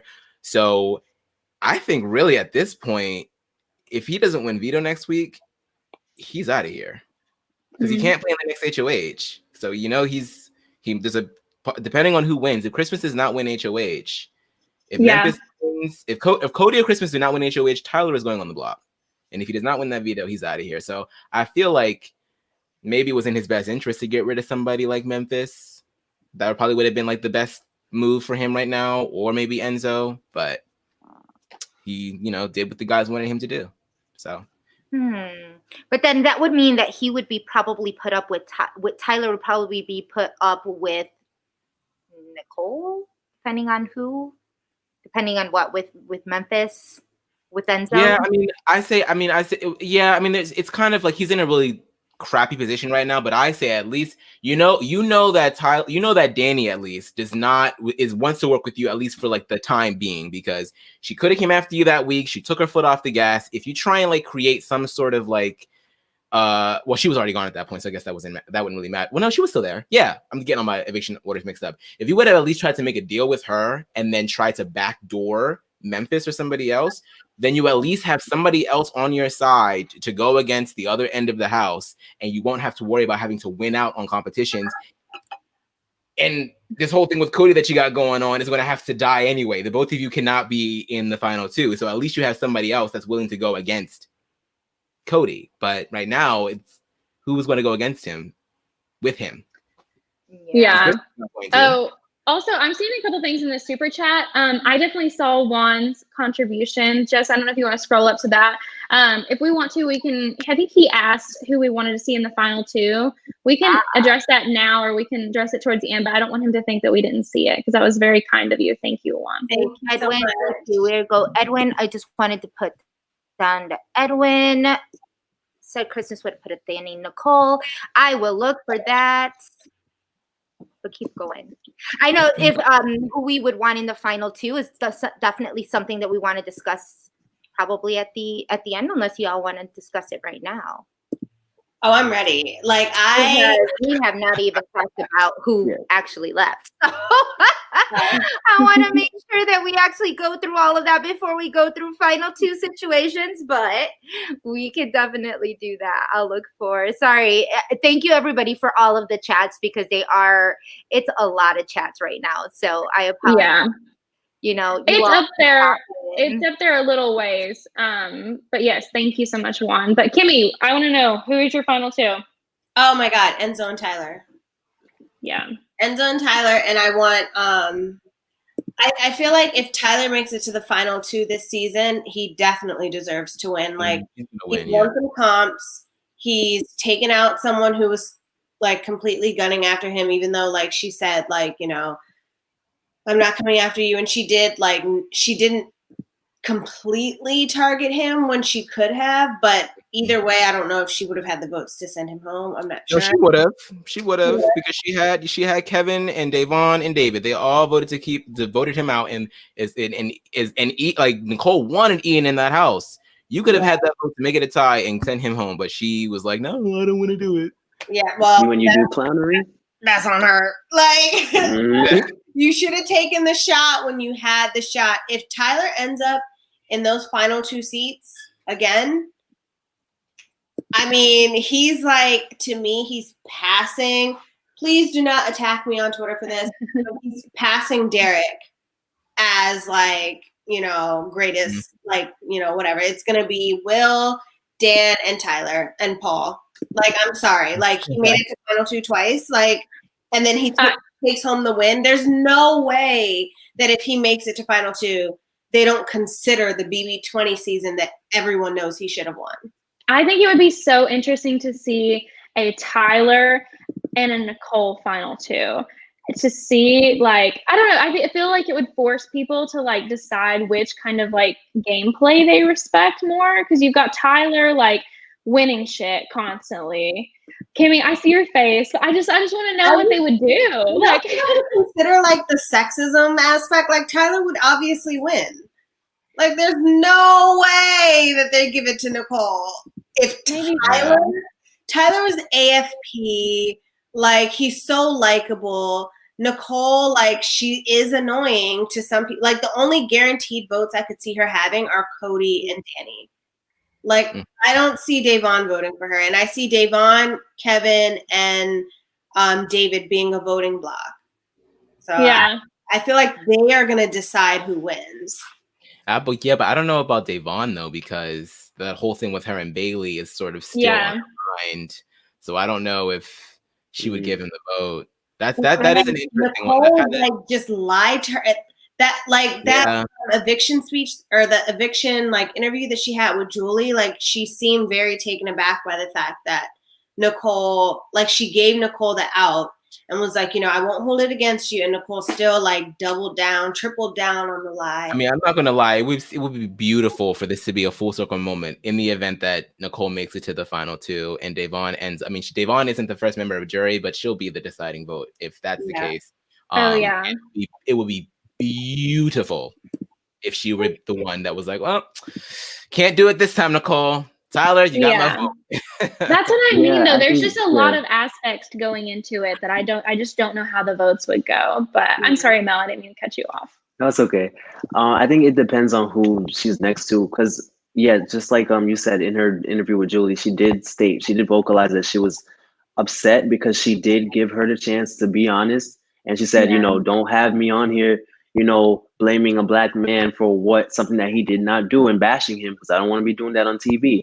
And Nicole, you know, still let her, you know, still did what she did. And so I think she also said on a podcast, I think it's Jason and Danielle Ray's podcast, if I'm not mistaken. Yeah. She did say that again there. So as of right now, I think Nicole has a lot of, you know. It's interesting. I really don't know. Do you go for the whole thing with Tyler because of what he did to you and Bailey, or do you go for the whole thing with Nicole? Like, she has, that's a very, I don't know. I really don't know. And I think you're right. She could sway. I think she would be swaying Kevin and David, and that whole like David. Mm-hmm. Yeah, I wanna tell people that I'm like we're talking and we're looking at chats, and it's really hard. Obviously, I want to acknowledge Juan Smith because he did give us an insanely generous super chat of $49.99, and I'm trying to get to. You all have like messaged so much that I can't find his actual. I can't go up high enough to find it, and it's not letting me click on it. So. Yeah, it gets to a certain point that when you can't click it once it's beyond that. But Yeah, can you repost whatever he said? And then it's still on. Juan, if you're watching, thank you so much. But definitely please don't send us another super chat, but please just redo it so that we can post you and acknowledge you, because I do see you. I'm trying to click on it, but it's not coming up. And so I can't go further up. Sorry guys, this is more of a technical issue. We don't want to be rude. We do really acknowledge each and every one of you guys, but it's going by up really fast. So I'm trying to kind of figure it out. But go ahead. Y'all can keep on doing it while I try to figure out these technical issues. Mel, who are your final two people? Do I have to choose? With your options that you have left. All right. Julie Chen's big toe and one of the ducks in the bathroom. No, honestly. Okay, all right. I think I'll go with Tyler and Enzo. I don't know. Tyler and Enzo, or maybe even Nicole, because they're dumb enough to keep her there. I don't know. But honestly, if you ask me who I would like to see in the final two, I'd rather just close my eyes and look the other way.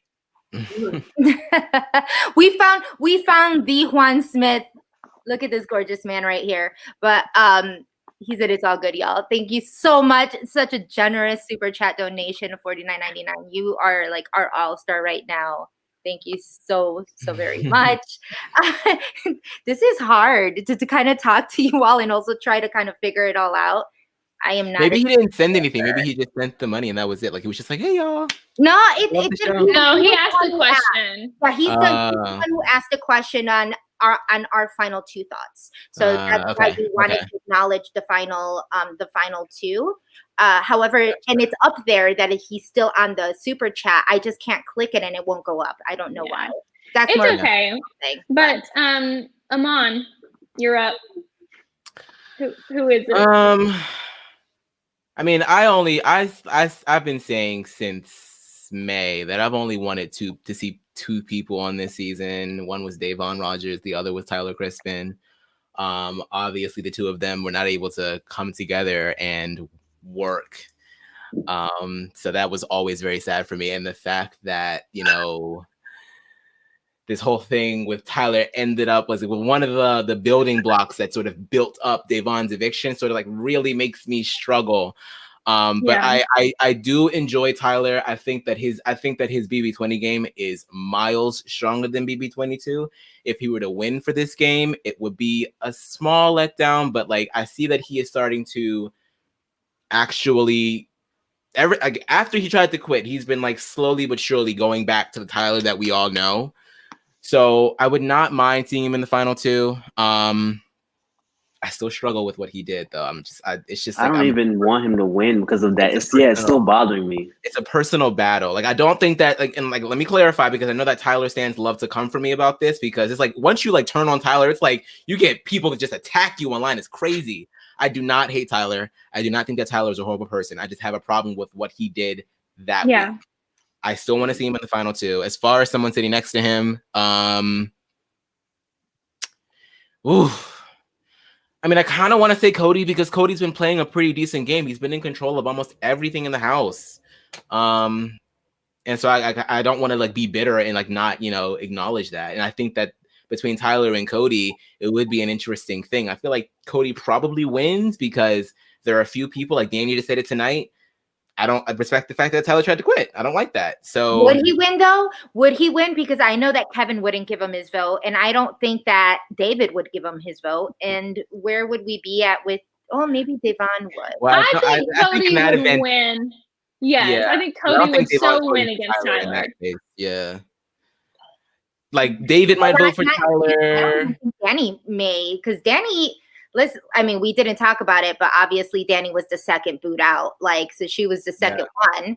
And she told Julie herself, like, she was so insanely surprised that Cody voted her out. So she was like, there was like wool over her eyes. I She think she'll couldn't get figure over it it. out. I think she will too. I think Yeah. she will be easier to accept that than the Tyler. Like, I think that her disdain for Tyler is probably more. I don't know. I just don't see how. Before the season, like she didn't like Tyler before the season. Yeah.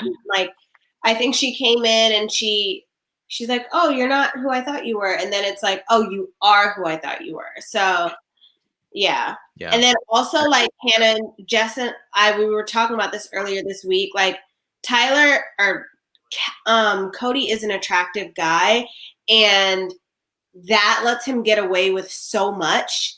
Like it's infuriating. Absolutely. Like if people weren't like finding him as attractive as they do, like he probably would be seen as more of an asshole. Like not only just in the house, but like the audience. Like he's given so much grace for no reason. Like the shit that he says and the things that he does, like if it was anyone else doing it, like he wouldn't be given the grace that he's given. So Oh yeah, for sure.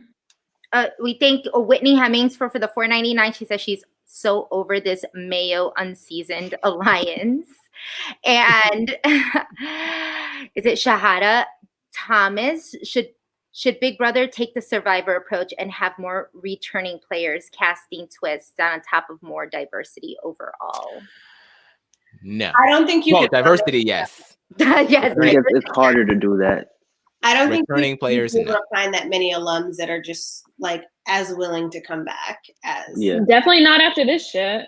Like, Yeah, that was a really difficult question to answer. It really pained me physically to answer and choose two of those rats in the house to be final two. It's really hard. Yeah, it's hard. Like I'm really trying I'm trying to be as impartial as possible, but it's hard. Like I was so invested in a Devon win this season. So like after she was gone, it was just like, oh God. Like AFP. Well, that brings me to our next segment, who we're voting for as AFP. I think we all can agree that it will be Devon D. Rogers. Yeah. And that's the only acceptable answer in this group. Mel is heading the campaign for that. He is absolutely. Someone needs to infiltrate Facebook. What, Kimmy? Someone needs to infiltrate Facebook because these Facebook users, I just know they're going to try to give it to Janelle. No shade, love Janelle, but no, absolutely fucking no. You know, I'm trying to be a little less. What's the word? I don't know. Aggressive with my campaigning because I feel like that turns people off. I feel like people, because Devon has a lot of haters as it is, and I feel like being like Devon, like really turns a lot of people off because people don't like being told what to do. So like, I'm just gonna say I'm gonna be voting for Devon. I would like it if you all voted for Devon. If you don't want to vote for Devon, that's fine. But just think long and hard about some of the other options here. Just in this house, we vote for Devon for AFP. That is what it is. Because like you're right, Kemi. There's like a silent majority that watch this show, and I just don't know where their votes are gonna go. And I feel like I don't want to get my hopes up again because you don't know where they're gonna go. The silent majority that like the people that aren't on Twitter, the Facebook people, the people that watch the show but don't engage in social media, like who are they gonna vote? You know where they're going. Oh, they're going totally for. They're going for the woman who reminds them of their first niece, and like that's it. But we need to stop the them. first niece. We need to stop them. Everyone has their own, Oh, sorry, Jess. Go ahead. No, it's okay. I just like a lot of people have said like, yes, Jessica's missing super chats. It's all my fault. I get it. Yes. However, I think Miss History was the last person who had super chat us. She said, look at the jury. Tyler would never win. Day would never win. Nicole was gameplay. Trashy, yes. But playing with BLM, never. Wait, Look, She's but- saying that like Nicole, what Nicole did was gameplay and it was trashy, but it was not on the she's same level as comparing what it to- Tyler did. yeah, Tyler and had saying that that. Tyler would never win because of, I'm assuming that it's because of the BLM, him using that. Mhm. And I would agree with that. However, the jury isn't going to look at it that way because pretty much a majority of the It's gonna jury be- isn't looking at it like that. It's going to be mostly committee, yeah. Mm-hmm. Jess is over Yeah. here like, yeah, when I was in jury, I saw these beautiful views at, on these Hollywood hills, and it calms you. It's so serene. To be quite honest, jury is not a bad place to be. I saw some of the most beautiful sunsets. No, don't lie. I believe y'all because when y'all be coming out of that jury, when y'all go into the jury house and we see those jury segments, y'all be glowing. Okay, like the stress of the game is gone.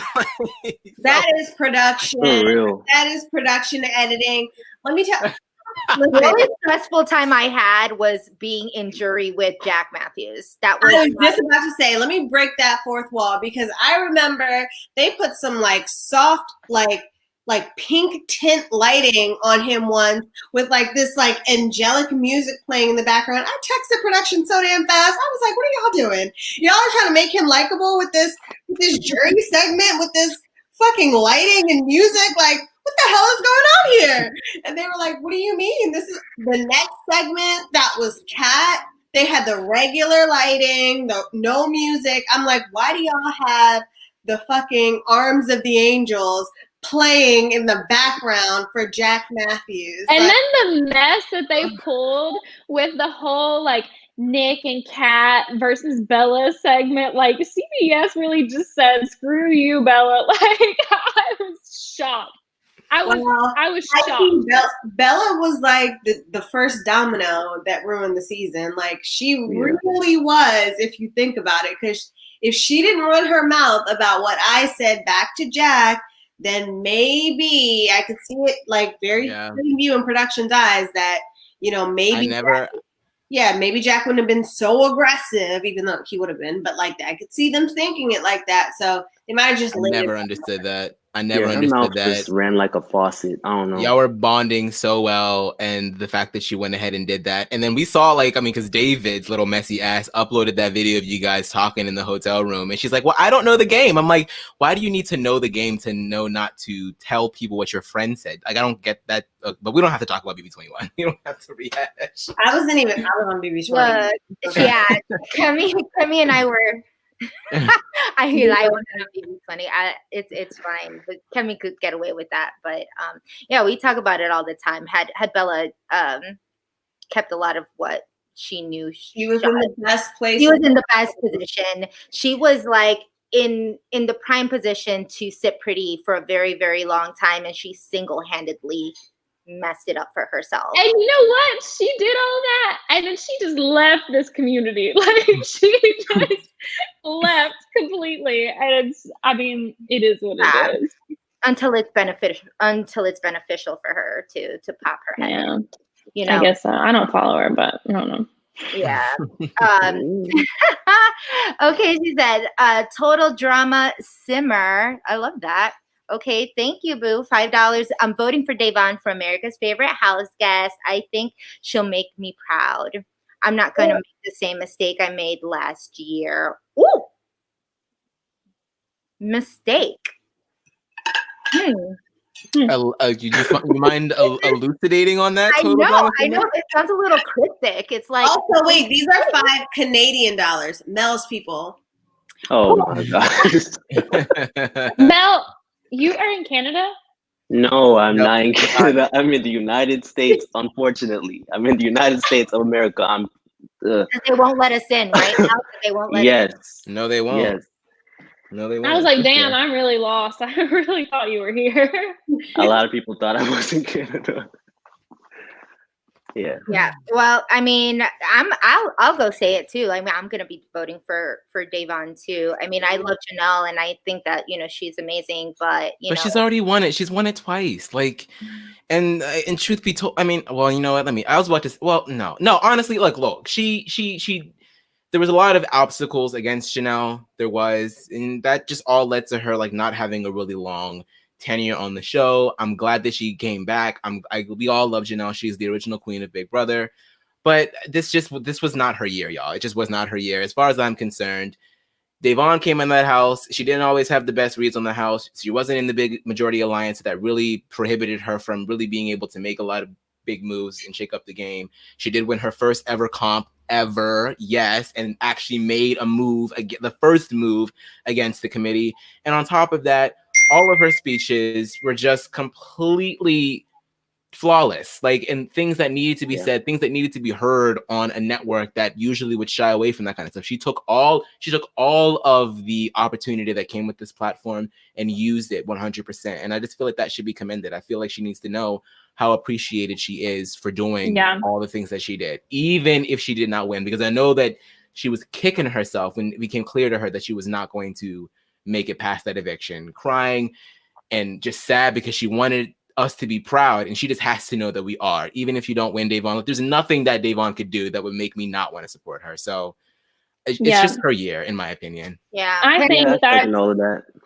Panda like think Kaser deserves it too. Look, I'm here for like one vote for somebody else is a vote against someone else. I'm gonna get that political. Like, that's it. Gotta vote, and that's on the election too. But at that, it's a very political thing. So yeah. I mean, for me personally, I feel like everyone has, you know, their own reason why they vote, how they want to vote, and everyone's entitled to that reason. You know, there's no one set criteria for AFH. You know, it goes to whoever you feel is the most entertaining, or whoever you felt played the best, or whatever about that person makes them your favorite is why you vote for that person. So it doesn't make sense to go under people's posts and say, "Oh, well, what did she do?" You know, like, I can't stand it. Like, when people go on my post and they're like, "Well, Devon, you know, she didn't win, only won one competition." I'm like, okay, is this America's favorite comp beast, or is it America's favorite player or house guest? Actually, and did I come to your post to say that? Like, I don't.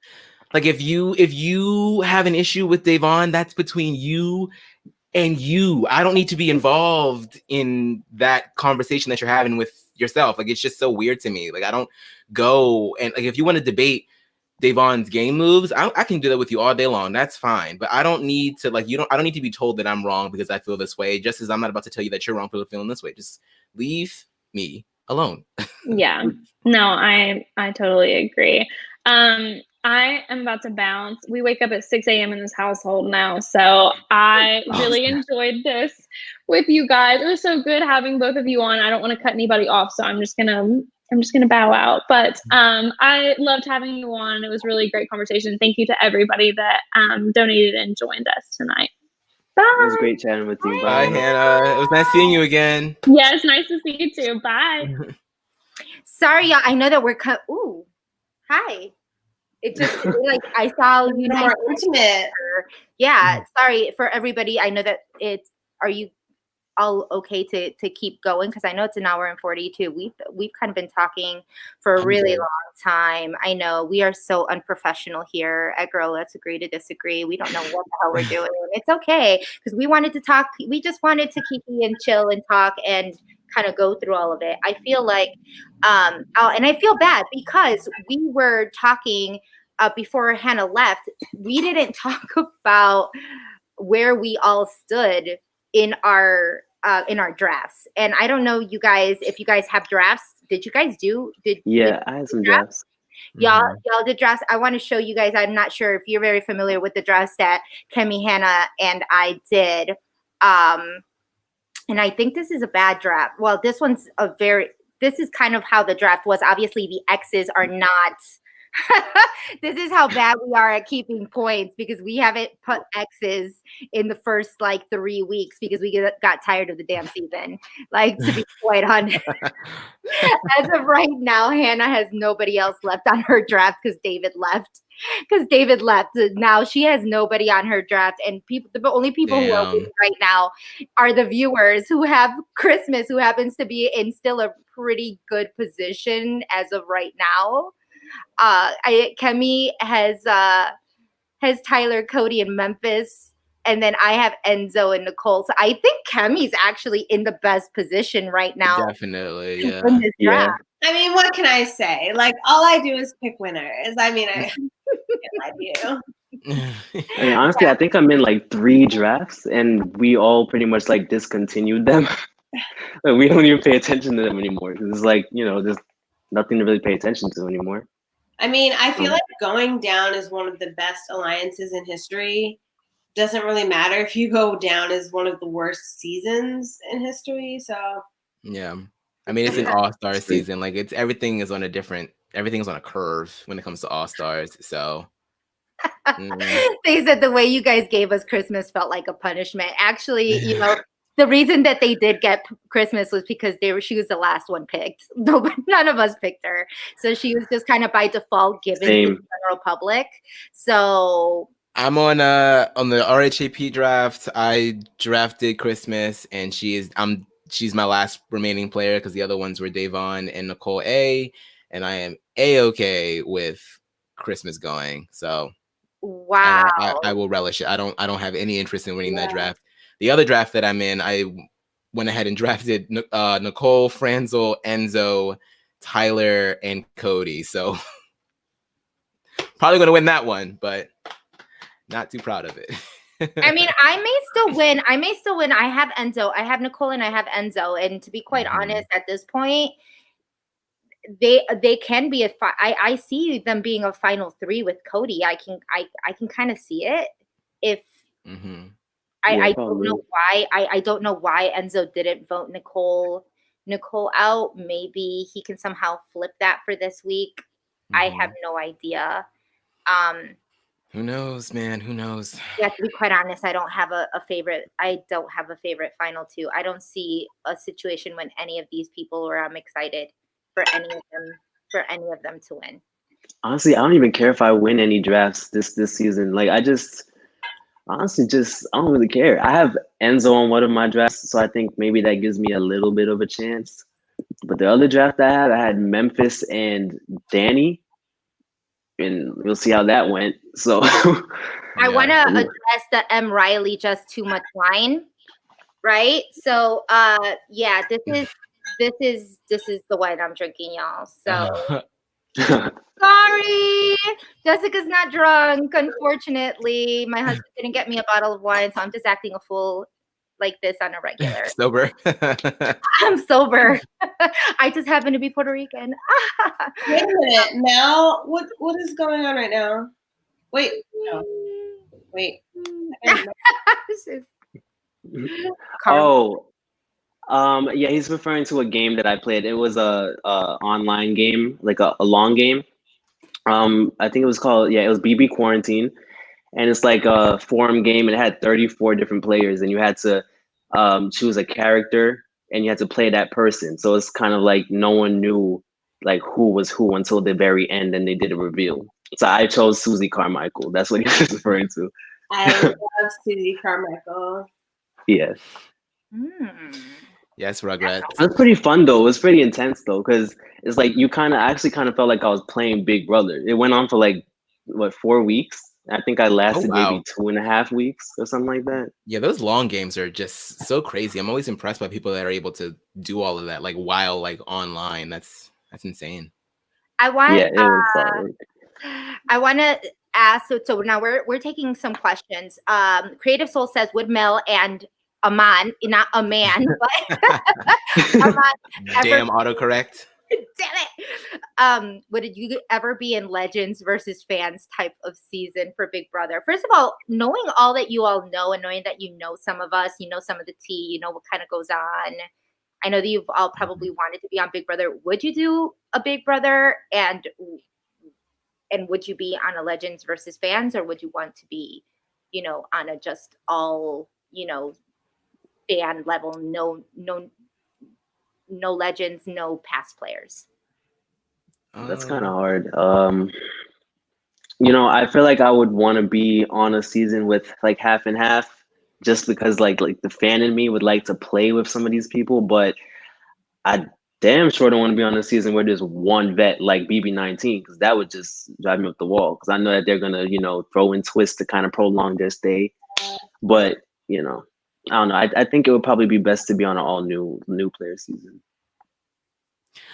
I would probably do it like if it were. I mean, because I just want to play. You know what I mean? That's what it comes down to for me. I've been watching for so long now, and I've been talking so much trash on Twitter about people that make horrible moves, and I really just want the chance to put my money where my mouth is and have a shot. It's been discouraging the past couple of seasons watching things progress as they have. And so there's like a piece of me that's like I'm starting to lose a bit of that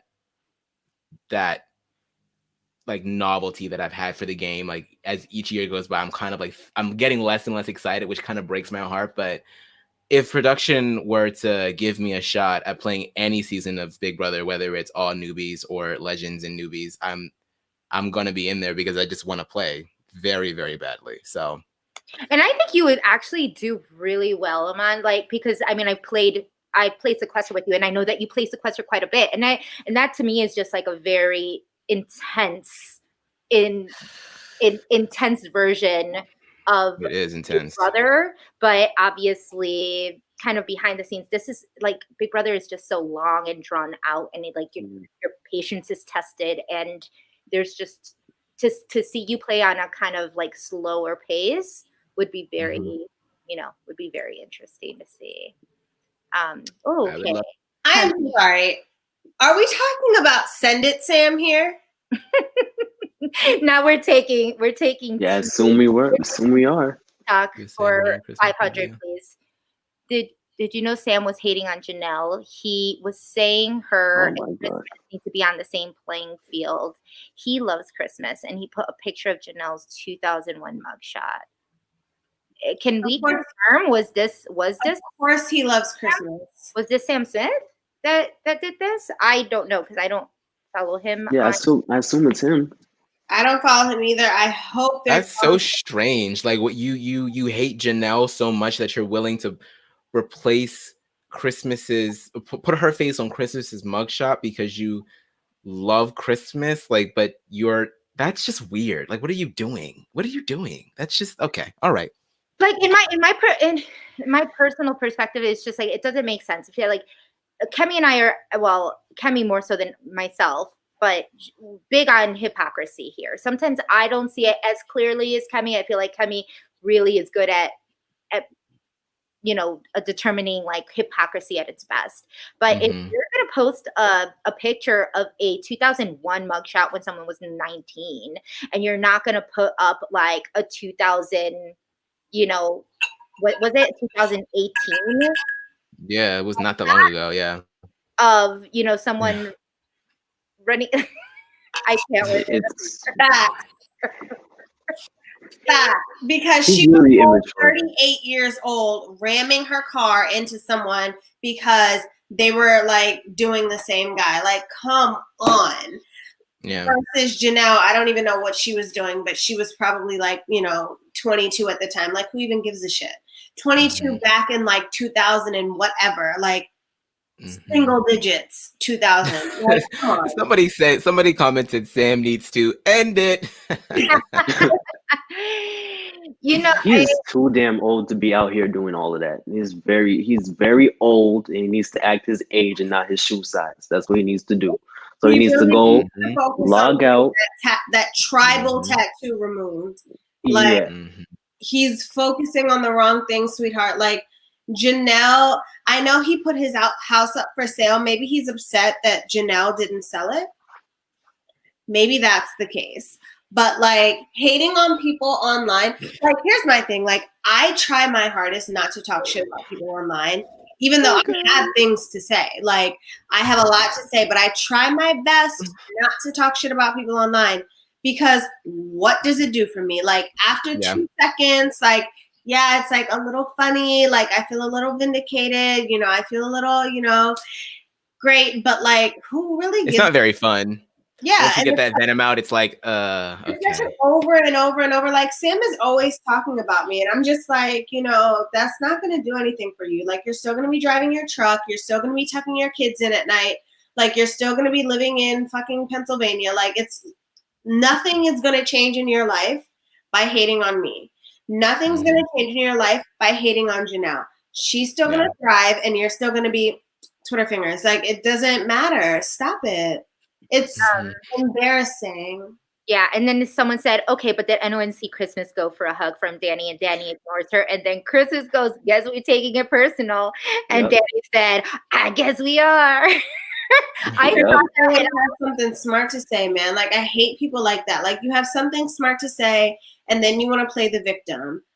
And like you were just in the diary room saying, I'm proud to finally evict Danny. And then you go and like, come on, like keep the energy. And Danny knows that energy is there. That's why she didn't want the hug. And honestly, I agree with what Kevin did. Like, he was like, let's just hug on finale night, because right now, like if you're not ready to do that right now, then I like don't hug. Don't hug. Like, you don't need to like make yourself feel uncomfortable to make somebody else feel comfortable. So these people are so like busy trying to control their edit and like how they're being portrayed, and like I can't wait for you to come out and see that it's not working. Like, it worked a little bit for Nicole, but like, Christmas, no. Sorry. It's this whole thing. Look, that's why I'm big on hypocrisy. I feel like if anybody in the house, Christmas is one of the biggest hypocrites in the house. You cannot say like they kept it real. I'm giving you slap. Oh, so it's like that? And it's like, bitch, you put me on the block. Yes, it's like that. You are going to eat the slap. Eat the slap. Cómetelo. Puñeta. Like, eat the damn slap. She has to know. She has to know that no one likes her. Like, yeah, and then she talks about how people are taking it personal, but fast forward, she's like, well, I can't wait to vote her out or put her or give it back to her. Like, wait, this isn't, if it was tit for tat, then we would have squashed the beef. You put me on the block, I give you slap. It's not like, oh, now I give you slap. No, bitch, then I'm gonna fucking put you on the block next time. Now it's never gonna end, and I feel like that's where I understand the lack of self-awareness, the lack of like who she thinks she is. That's one of the biggest problems. I don't get it. It's very bizarre, because I don't understand how you get so much negative energy from other people and not think, maybe I'm not that Christmas joy figure. Like, maybe there's something else going on here. Like, but she thinks that I don't know what it's. I don't know. I don't want to know what's in her head, because whatever's in her head drove her to drive her car into somebody. So it's best that I don't try and delve into that too deeply. But I don't know. It's just she's never going to win this game, and the most infuriating thing to watch is to see her think that she has all of her like ducks in order, and it's like, girl, you are what so it boils down to is like off base. She's like a entitled egomaniac. That's just Christmas. That's her wrapped up in a bow and in a box. She's just very entitled. She just and she gives off energy, but when it's given back to her, she doesn't know how to take it. And that's just she's one of those people that I can't stand to watch. So it's only a matter of time till she gets evicted. And then when she comes out, she'll see what she's been putting out there, if she doesn't see it already. Yeah. She won't. She likes to hide. She hid the last time when she came out of the house, which is fine. Like, no one wants to come out and see a bunch of people online talking that trash against you. So I get it. But like, I don't know. I think maybe there is, in all, because the people are mean online. People send like very, very hateful messages, which I never really want to participate in. But I think at the same time, there's like, well, Christmas, like, not everybody online is just talking shit just to talk shit. Like, it's you, girl. There's something going on here. So that's why you're not going to win. Like, it's not just us. It's the people in the house feel the same way. So I don't know. But I mean, to each their own. At this point, like, as much as the type of person that I am, which is very much about female empowerment, obviously, just because I love, to empower women does not mean that there aren't girls that get under my fucking skin and that I do not Mhm. like, and B, Mhm. that I hate all men, because that's just not it. I just love to Mhm. see women empowering other women, because as much as some do not understand it, Yeah. women have been oppressed for many, many, many years. And it's Mhm. that mentality, the cattiness and the wanting to go after each other. That's the mentality that It's like you're fighting for scraps yeah, when the patriarchy is up here still running shit, and then like all the trickle down stuff you're fighting over, and like that's like even more toxic energy. It's exactly. But Which is you know what? I feel like that's why it should be easy for people to understand why Black people feel the same way, because it's the Mhm. exact same thing, except Mhm. with a different minority group. But people act Mhm. like they don't Right. understand it. And when you Mhm. try to draw that correlation, they still want to act like they don't understand it. So just yeah. And I agree. Mhm. I agree 100% with you. Want Mhm. to thank again, Edwin. Thank you so much. He's been a super chatting us. He just wants to let us know we look cute. Thank thank you. you. You guys Thank do look beautiful He's today. not I lying. agree. I might Absolutely. as well look cute too today. Y'all look Thank you. good. That pretty smile. We got really cute smiles, all of us. We Thank you. no, but seriously, that gets me under my skin, and the fact that Danny, look, I Danny was one of my first picks. Aside from Janelle, Danny was one of my first picks. Completely, um, it, devastated at the game that I saw Danny play. Not because she didn't play, she did still. Yeah. She was playing a good game, but some of the personal attacks that she took, Thank you, Terry. so with with the whole Bay, with the whole Bay situation about stealing the clothes, with the whole, wanting Mhm. to take out every person of color and not making it look that way, with all of these Yeah. different things that she's just kind of these personal digs, and especially the ones that Janelle, when Janelle was really about, not especially the one with Janelle, because that wasn't the one that pissed me off the most. It was more, Yeah. the ones that were targeting people of color and the Black women in the house. But I will say that her getting evicted today, and then her talking about how she doesn't like Christmas because she was targeting women, and then not really understanding, like, the hypocrisy. It was just like, but not understanding that you also got rid of pretty much all the damn women all by yourself too, Mhm. and you put it in Exactly. everybody's ear to get rid of all of the women. This is where I'm just kind of lost. It's like, don't talk about it when it becomes convenient. Like you have to sort of like Be be. about it. And it Mhm. was really irritating to watch it unfold, especially because Davon has been trying to push. Janelle has been doing that too. Like they've been trying to get these women, as the numbers are dwindling, like, hello, we're about to go into jury with 7 guys and 4 girls. Bailey is right here. Why would you, sacrifice another girl? And then they're after they get rid of Bailey and after they get rid of Davon, they're like, oh damn, we're about to go into jury and there's only 4 of us left. Then they get rid of Davon, they're like, oh wow, it's only 3 of us left. It's like, well, yeah, dumbass, you're eliminating all the girls. What do you expect is gonna happen? It's just a matter of time before they get rid Yep. of you. So it's Yep. like, it's oh my god, I don't even know the word for it. It's just very frustrating to watch. To be quite honest, and I'm all about karma. This was her BB karma. When you go in saying that you want to take out the queen and you want to be that queen by taking out the queen, you didn't even win. You didn't even win, boo. Like, and not only Mhm. that, but I agree. I agree with Whitney when she says she feels like Danny ruined her All-Star reputation. And I was Yeah. really high I mean, on Danny before this. I was very high on Danny. so I was was all I. for Like, it.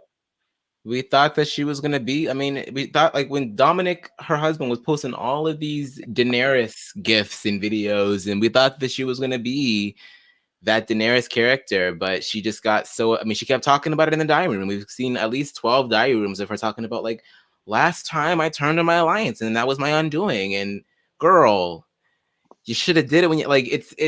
You you have to know when to strike. It's not about the fact that you turned on the alliance. It's that you didn't do it at the best possible time. And now you've decided to do nothing at all. And now the person that you put on the block that you could have taken out weeks ago is now the person that put you up. And you're now sitting in, or not even in jury yet. You're sitting here probably doing interviews right now, doing a lot of press when you should be in the game. It's just, I don't know. I mean, I don't like, I'm not really that big on this whole narrative that your whole Big Brother legacy is a wash because you come back on the season and it's terrible, because I think that Ian is still one of my favorite winners. He did not have a good run on the show. That's fine, whatever. The same thing for Danny. Like, yes, she did not come back and play the game that I wanted her to play, but she's still Danny. She's still that Danny that made it to the final 2 in BB8. She's still that Danny that shook the table in BB13. So like, I don't want people to like give them too much flack, but it is nonetheless frustrating as hell when you think you're going to get one thing and then it's like, I don't know. But I think that she shot herself in the foot when she decided to put Tyler up. And it was like very half-assed. Maybe not even half-assed. It was probably less than half. Like you put Tyler up, that was your golden opportunity to take him out, because you know the dynamic between you two throughout the season, and yet you pass up on that opportunity, and then you expect, oh, I did put you up, but you're not gonna take me out, right, Tyler? And then she thinks that that's gonna stick. It's like, I made a bad move, so can you make a bad move too? Like, it's very strange. It's very strange. Yeah. And the clown came back to bite today, so I laughed at this one too. Christmas loves to throw out. That's the Danny I've been waiting for. That's the Devon I was waiting for. Like, bitch, what you talking about? It's so annoying. Else thought that Christmas would be blowing up all season. Like, she's the one that people thought would be blowing up, and then she's putting it on other people. That's it, and exactly. Like Cody, Memphis, all of them want to keep you because they knew you were going to be the one to blow up. They were the ones who were like, "That's the Christmas I was waiting for. She gave it to us. Now she's going to be the target." That's exactly what they did. I really want to talk more shit, but like I'm really trying. It's just so infuriating. She is so. I can't even I can't. Like, I think I don't mind people being the villain if they can own it.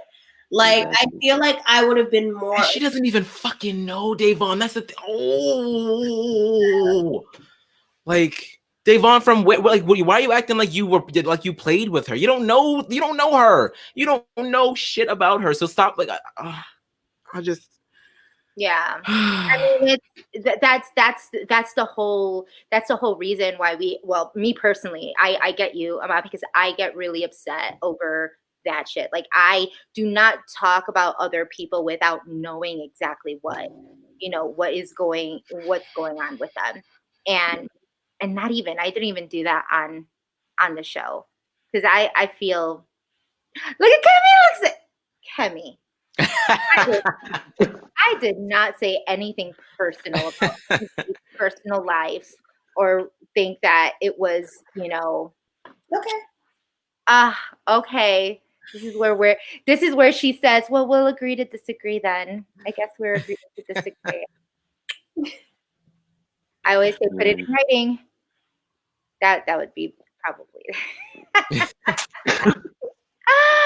But I guess, I mean, if there's anything, does anybody else want to say like their final thoughts? I think we all said our final twos. Thank you everybody who has sent us super chats, has supported us throughout this. Yo, we're only on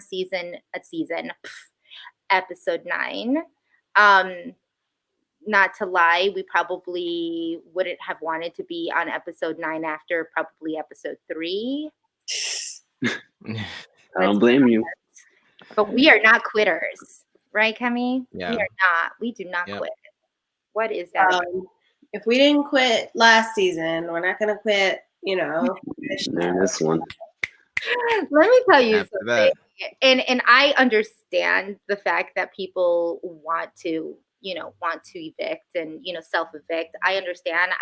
I've been on this, get me out of this, crazy damn house, plenty of times, but never did I ever sit down and tell production like that I wanted to leave or try to press that little. There's not a red button, but we say press that little red button like Meta World Peace. Get out, get out the emergency. You try to break out every single day. It seems like every live show, he was like, "Now's my chance." I'm like, I love. He's definitely but to see so many people, because it wasn't just Tyler. I mean, you had Ian, you had Nicole talking about how much they wanted to leave. That was I don't understand that mentality. You commit to it and do it, just like we're committing to watching this train wreck of a season. So oh wow, wait, we just got this one because I don't want to. Oh no. Super chat. Oh no. I mean, who wants to answer that one first? Cammy? Cammy, would you like? John Kirkwood Matthews is what I would describe as the scum of the earth. Wow. It's close, but Jack definitely has the edge. He is very well spoken and manipulative, and I think Jackson, while he's also both of the same things, like he's quick on his feet, it's not the same way Jack is. Like Jackson was groomed to be quick on his feet, whereas Jack is like just like inherently that way, so it makes him more dangerous, like Major. Look, I think I would probably say Jack. Oh, are we talking about inside the house or outside the house? I don't Just even in know. general, maybe. To be in general, maybe. Like gosh, they're really Jack is worse. Yes, don't do that. Jack is worse. Here's the thing. I just feel like Jackson can get away with it more, so he probably does it a hell of a lot more. Like it's ill. I don't know. I think that the fact that you're struggling to answer this is the answer in itself. Yeah, because that's how I feel. I was here to say, I mean, every time I see one name, I see the other. So at this point, it's like, well. Exactly. They're both the same to me. They're both bottom of the barrel. So, I'm not choosing one over. I can't choose one over the other, to be honest. Did you say it really is production? Because they're the ones who exposed us to them? That's what I heard. And I can't disagree. I mean, that might be. I mean, production are, they're enablers, so they're definitely we shouldn't even know people like Jack and Jackson exist. If we're being completely honest, like we shouldn't be exposed to that sort of filth because it should have been weeded out during the background checks. Here's the thing, and I agree with Nemeser. I think Jackson. Did I say that right? Jackson had better manipulation skills. Like I think that Jack was very much of a condescending prick, where where you just knew. I mean, he called me a bitch like right out on national TV just for choosing to take. Let me tell y'all, Jess would never let that go. Like never. That's how I realized. Every single day. Jack called me a bitch over some trail mix. Like, yeah.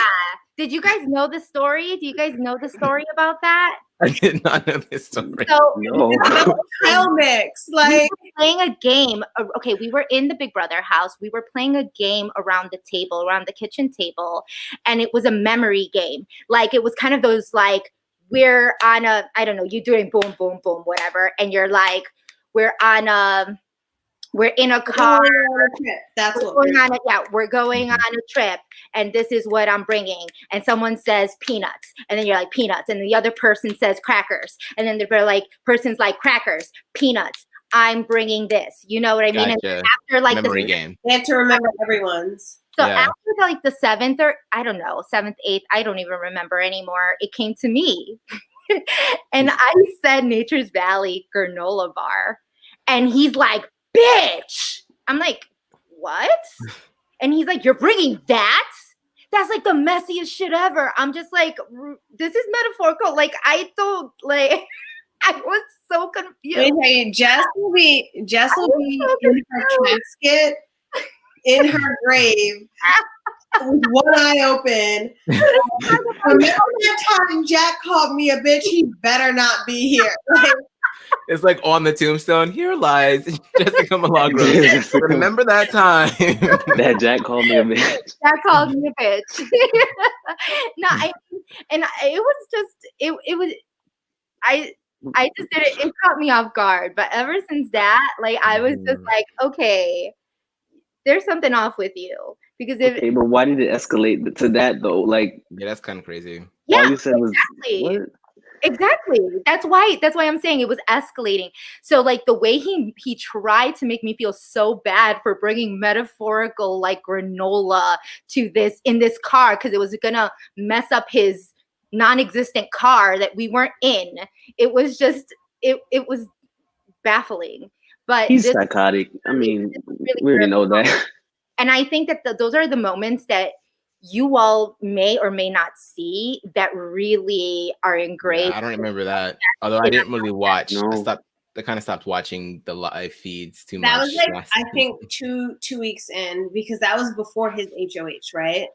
Mm, That was Really? after. I don't remember that at all. No, that you were in. It was before his HOH. It was like it was before his HOH because remember he had said.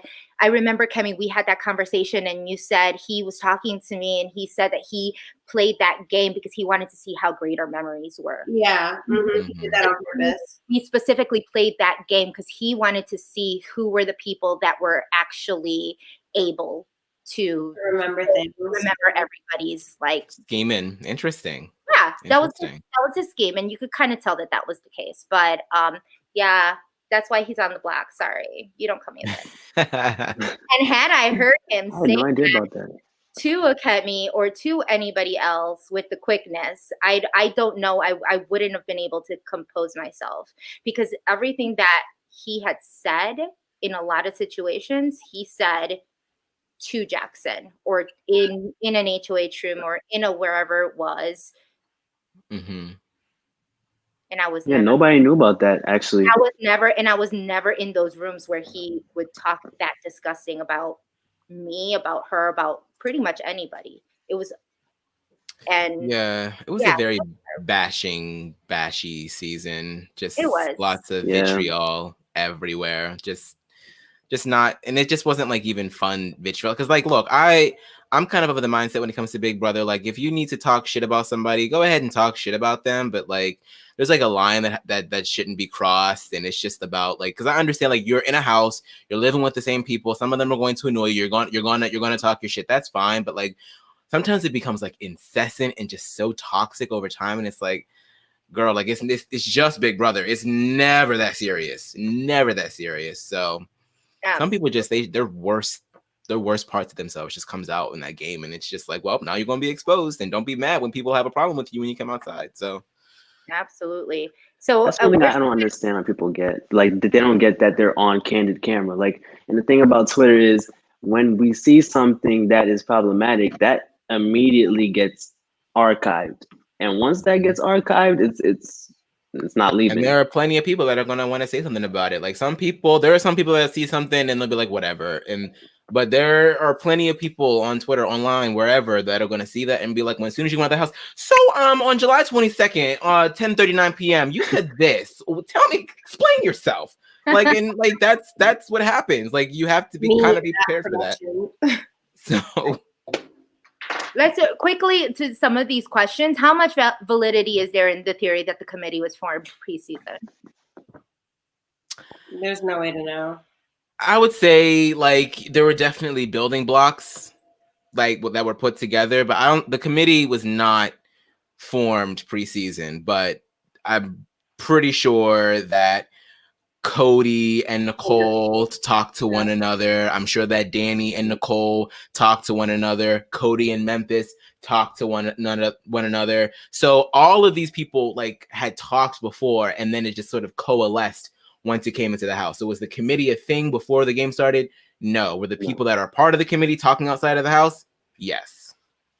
But also probably brought in by some people that didn't think that they would be part of the committee. I honestly don't think. But it's also like, again, I think the majority of the season did their own amount of pre-gaming. Some did it more than others.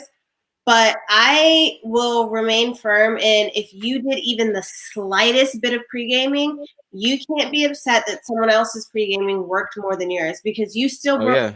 No matter how much you broke the rules, you still broke the rules. So, you know, it doesn't matter if people were on Zoom calls, blah, blah. If you so much as texted someone and asked them if they were going to be on the season, that to me is the equivalent of these coordinated Zoom calls. Like, you still cheated. So I think this one's a little, because I agree with you mostly, Kemi. I think this one's like just a slight bit different because of the fact, and not that I really feel bad for anybody that got brought in late, because obviously one of them was Memphis and he's still there.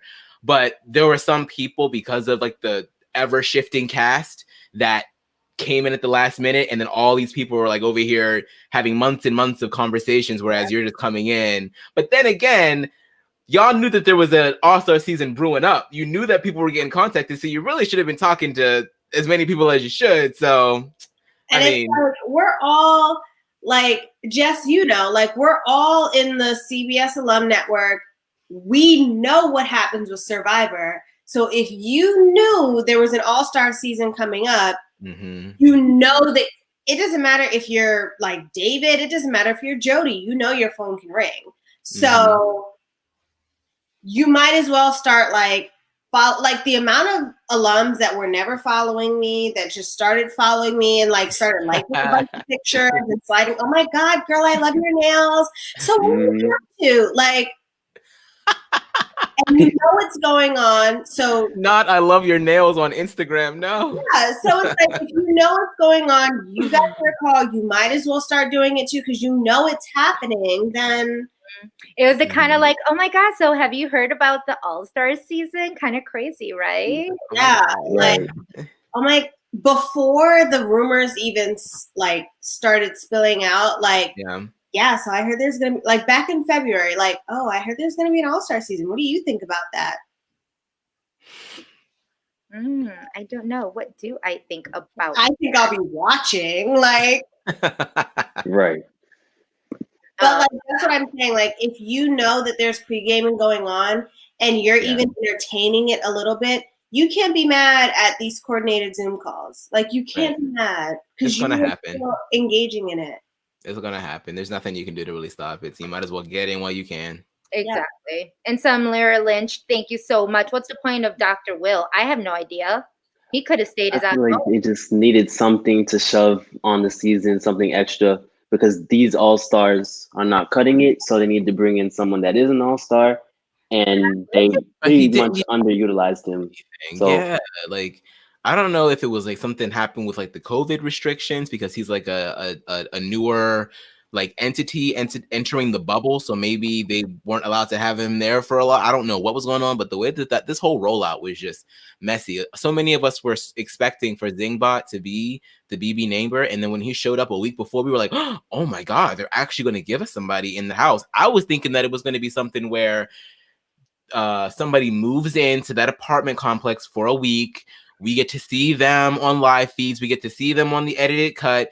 They can we get to vote on what we want them to do to like mess with the house guests. I was thinking it was going to be something really, really cool like that, but no, we get him on the balcony, a pre-recorded message at that for 45 seconds, and then a little, side-eye wink on the living room screen, and then that's it. Like ruining the triple eviction. And him alluding to the triple eviction. Yeah, here's the thing. Like when you're talking about neighbor, okay, you called this neighbor week. If it was a neighbor week, give us a week where he's actually doing something. And like we had prank week. America was able to vote about, who gets the power to prank someone. We got pranked several times. We got pranked with, I don't know, with the pies. We got pranked with, the scary clowns. There was literally all of these things that happened during prank week. And we are just like, what the hell did the neighbor do? Yeah. Except they just shoveled money out for no reason. Yeah, it's that he Yeah. was a lot more active on social media. Yeah, he was. Yeah, still building stuff up. I'm like, what are you building up? We already saw you. Like, it's over. It's over. I want to shout out legally Leah. She said, Millie, it's me, Apples from the chat. So I don't know if y'all know this, but when I watch the live chats, the live feeds, I go on the chats as Millie. And so I've been kind of like talking shit through as Millie, and nobody really knew it was me. Millie. Yeah. Milagros, Millie. That's what. Oh, That's got a whole burner account. She does have a burner account. So if y'all, Sometimes you need one just in your back pocket, just in case. yeah. So I mean, thank you everybody. I think that I could talk to you all for ages and hours. Please tell me you guys will come back on the show with us and talk some more Of shit. course. You know, I don't know absolutely. if you all watch The Bachelorette, but that's going to be the next one that Kemi, Hannah, and I are going to be recapping as soon as, as it goes on. But, we only have, like 3 weeks? We have, how many? Yeah, just about We from got, the 28th. So yeah, just over 3 weeks. wow, we got 28 more days. 28. Yeah, I'm actually gonna tune into that season. We got 28 more. That's exactly 4 weeks then, yeah. Yeah, right, is the finale. The Monday, they just changed it to Mondays now. We are not going to have a Sunday episode. So now we're doing Mondays, probably because they have not done their HOH. I don't know. Yeah, I'm wondering if they're gonna go ahead and do that tonight. Probably not, because they would have to break down everything. Yeah, so Yeah. They definitely are probably going to do something a little bit more. They're going to change out. I mean, this is so uneventful. Both of them looking exactly the same as the first. It's even the vetoes were exactly the same. It was just that was Yeah. that The y'all only thing they changed was that they had to go one piece at a time. That's the only thing. and that the the puzzle was in order. They didn't even have to put it together again. At least you could have made them do the other side of the puzzle, maybe. Like, I don't know what's going on this season, and they're like Laziness. daycare challenges. I don't know what is going on. They must Like- have Spencer back there just doing what I did. Spencer. Yeah, someone definitely messed that up. So I'm pretty sure that if not tomorrow, what day are we even on? Okay, so it's Thursday. Yeah, it would have to be tomorrow. Yeah, It would either have to be tomorrow so that they can, do the HOH and have that for Mondays, or maybe Saturday. Who knows? yeah, because I guess now that Sunday is pushed back, so maybe. Yeah, it could definitely be that, since it's going to be on a Monday show. So we'll see that. But now it's on Mondays, no more Sundays. And then The Bachelorette starts on the 13th of October. So that's going to be in the next 2 weeks. And then we have, I don't know. And then that's all I got. No, an Amazing Race, if anybody's going to watch that. I think I'll watch that season. You think you'll be watching Amazing Race? Mhm. We ain't got Yeah. shit. Why not? Love Island's gone. Yeah. What else do we Love have? Island's gone, and there's nothing else to watch. So. At least we got that. J-Love. I know. Oh yeah, I know. Got that. He said, I'm still on the high. Evan, thank you. Evan Quinones, $5. No battle back. It could have been one way to try and save the season, and yet it's not happening. They would have found a way to mess it up, just like they messed up the triple eviction. Please. And messing around with people. I think, had this been a regular season, I think we forget that, COVID is still happening. I don't know the way where we want to be very, very secure in having people come back and forth for a jury battle back. Plus, only to go back. Yeah, it's just too much shuffling around. It's over. I think they're probably tired. I feel like it feels like CBS is tired. Like they just want it to be over with too. They're probably tired of us dragging their asses. They probably think we don't. I really don't know if they are. I think that they don't know. I think there are a few people on production that might, be searching Twitter and everything, but I think for the most part they don't give a shit. Like Alison Grodner and Reach Me In or not. They do. Oh, they wow. They 100% do. I wonder, then what's the problem? They don't care. they know, but they don't care. They don't care to do anything about it. Everything that's been done this season has been Okay, very so lazy. that's what I So, mean then. Like they don't give a shit because like if you were that, if you actually cared, then you would be tired. You'd be Yeah. so tired. But they I feel I guess it's Yeah. because the viewership isn't going down. I think that's the bottom line, is that Yeah, nothing they got the people regardless, because what else are we gonna do during COVID? yeah. Nobody else is gonna be doing. And casuals. Yeah, definitely. Yeah. And because Yeah. because casuals don't know what the hell's going on, but also just I think that there are people in production. Look, as much as I complain, just like the next person, I do see what the production team, not production, but the team goes Mhm. through. Kemi. What?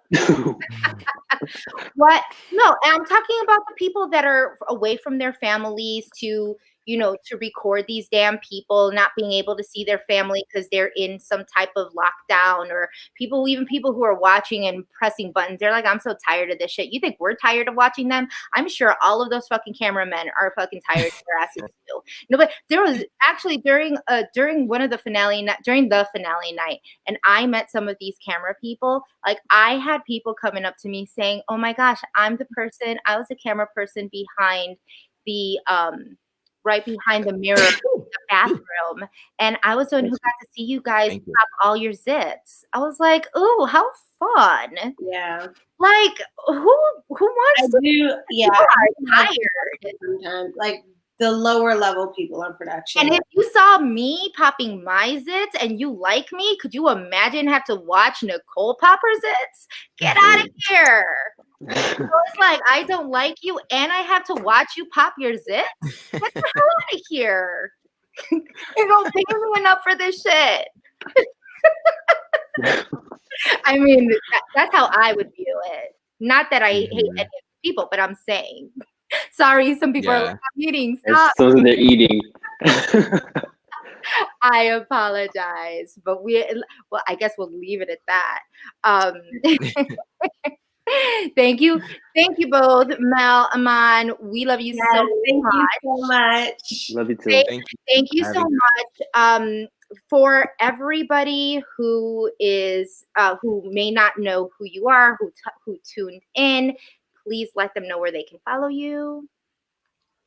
Go ahead, you can follow me at Amon Adwin. It's the name right there, just with an @ in front of it. On Twitter.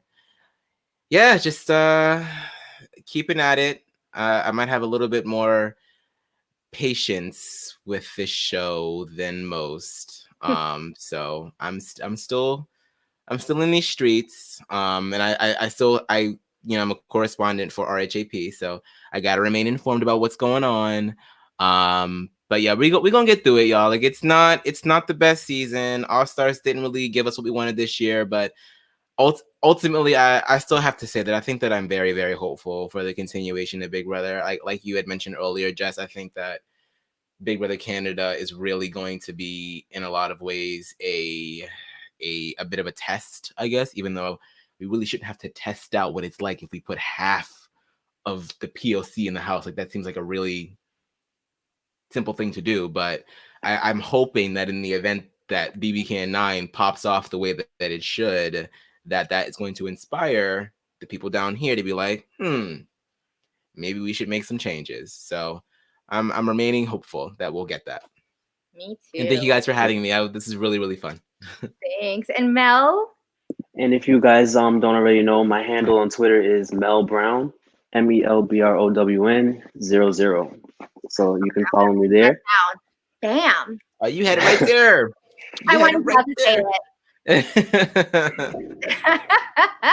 Yeah, I want to please follow these two gentlemen because they are so entertaining on Twitter.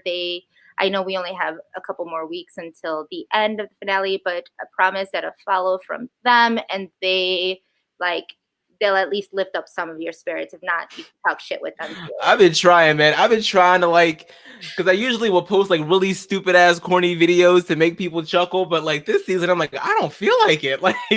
This is I don't have any material. The material is gone this season. Look at the material. It's not honestly, here. After a while, I just muted the tag. Yeah, we don't blame you. We had to take a week off because we were just too emotionally like spent.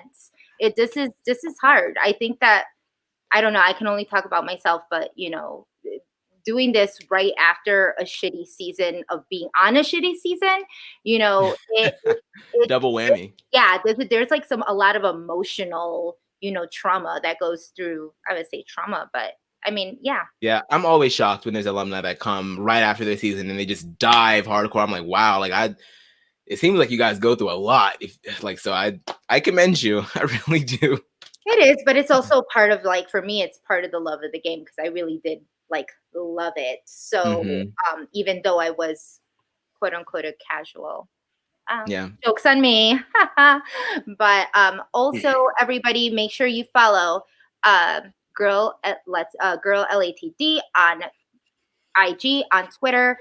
Kisses Kemi, Hannah, and myself is all down there. If you have not, click like, subscribe, receive the notifications, share if you had any clippings, like tag us. I would love to repost. We would love to repost. Thank you everybody for the super chats.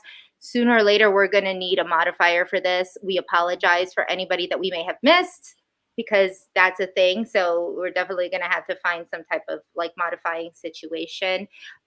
We love all of you guys. Please stay on. We're going to end the broadcast just so that we can say bye and tune in next week. And we love you guys. Yeah, and I just everyone in the chat. Sign off. I just launched a swimwear line. If you guys wanted to follow on Instagram at Like Honey Swim, I would really appreciate it. Yes. Kemi and her at Like Honey Swim. There's some really cute. If you guys haven't seen it, there's some really, really cute bathing suits. Thank you so much. Yeah, you really did your thing, boo. Okay. Yeah, I'm proud of her. We love you guys and see you next week. Too. Girl, let's agree to disagree. Bye, guys. Bye, everyone. Bye.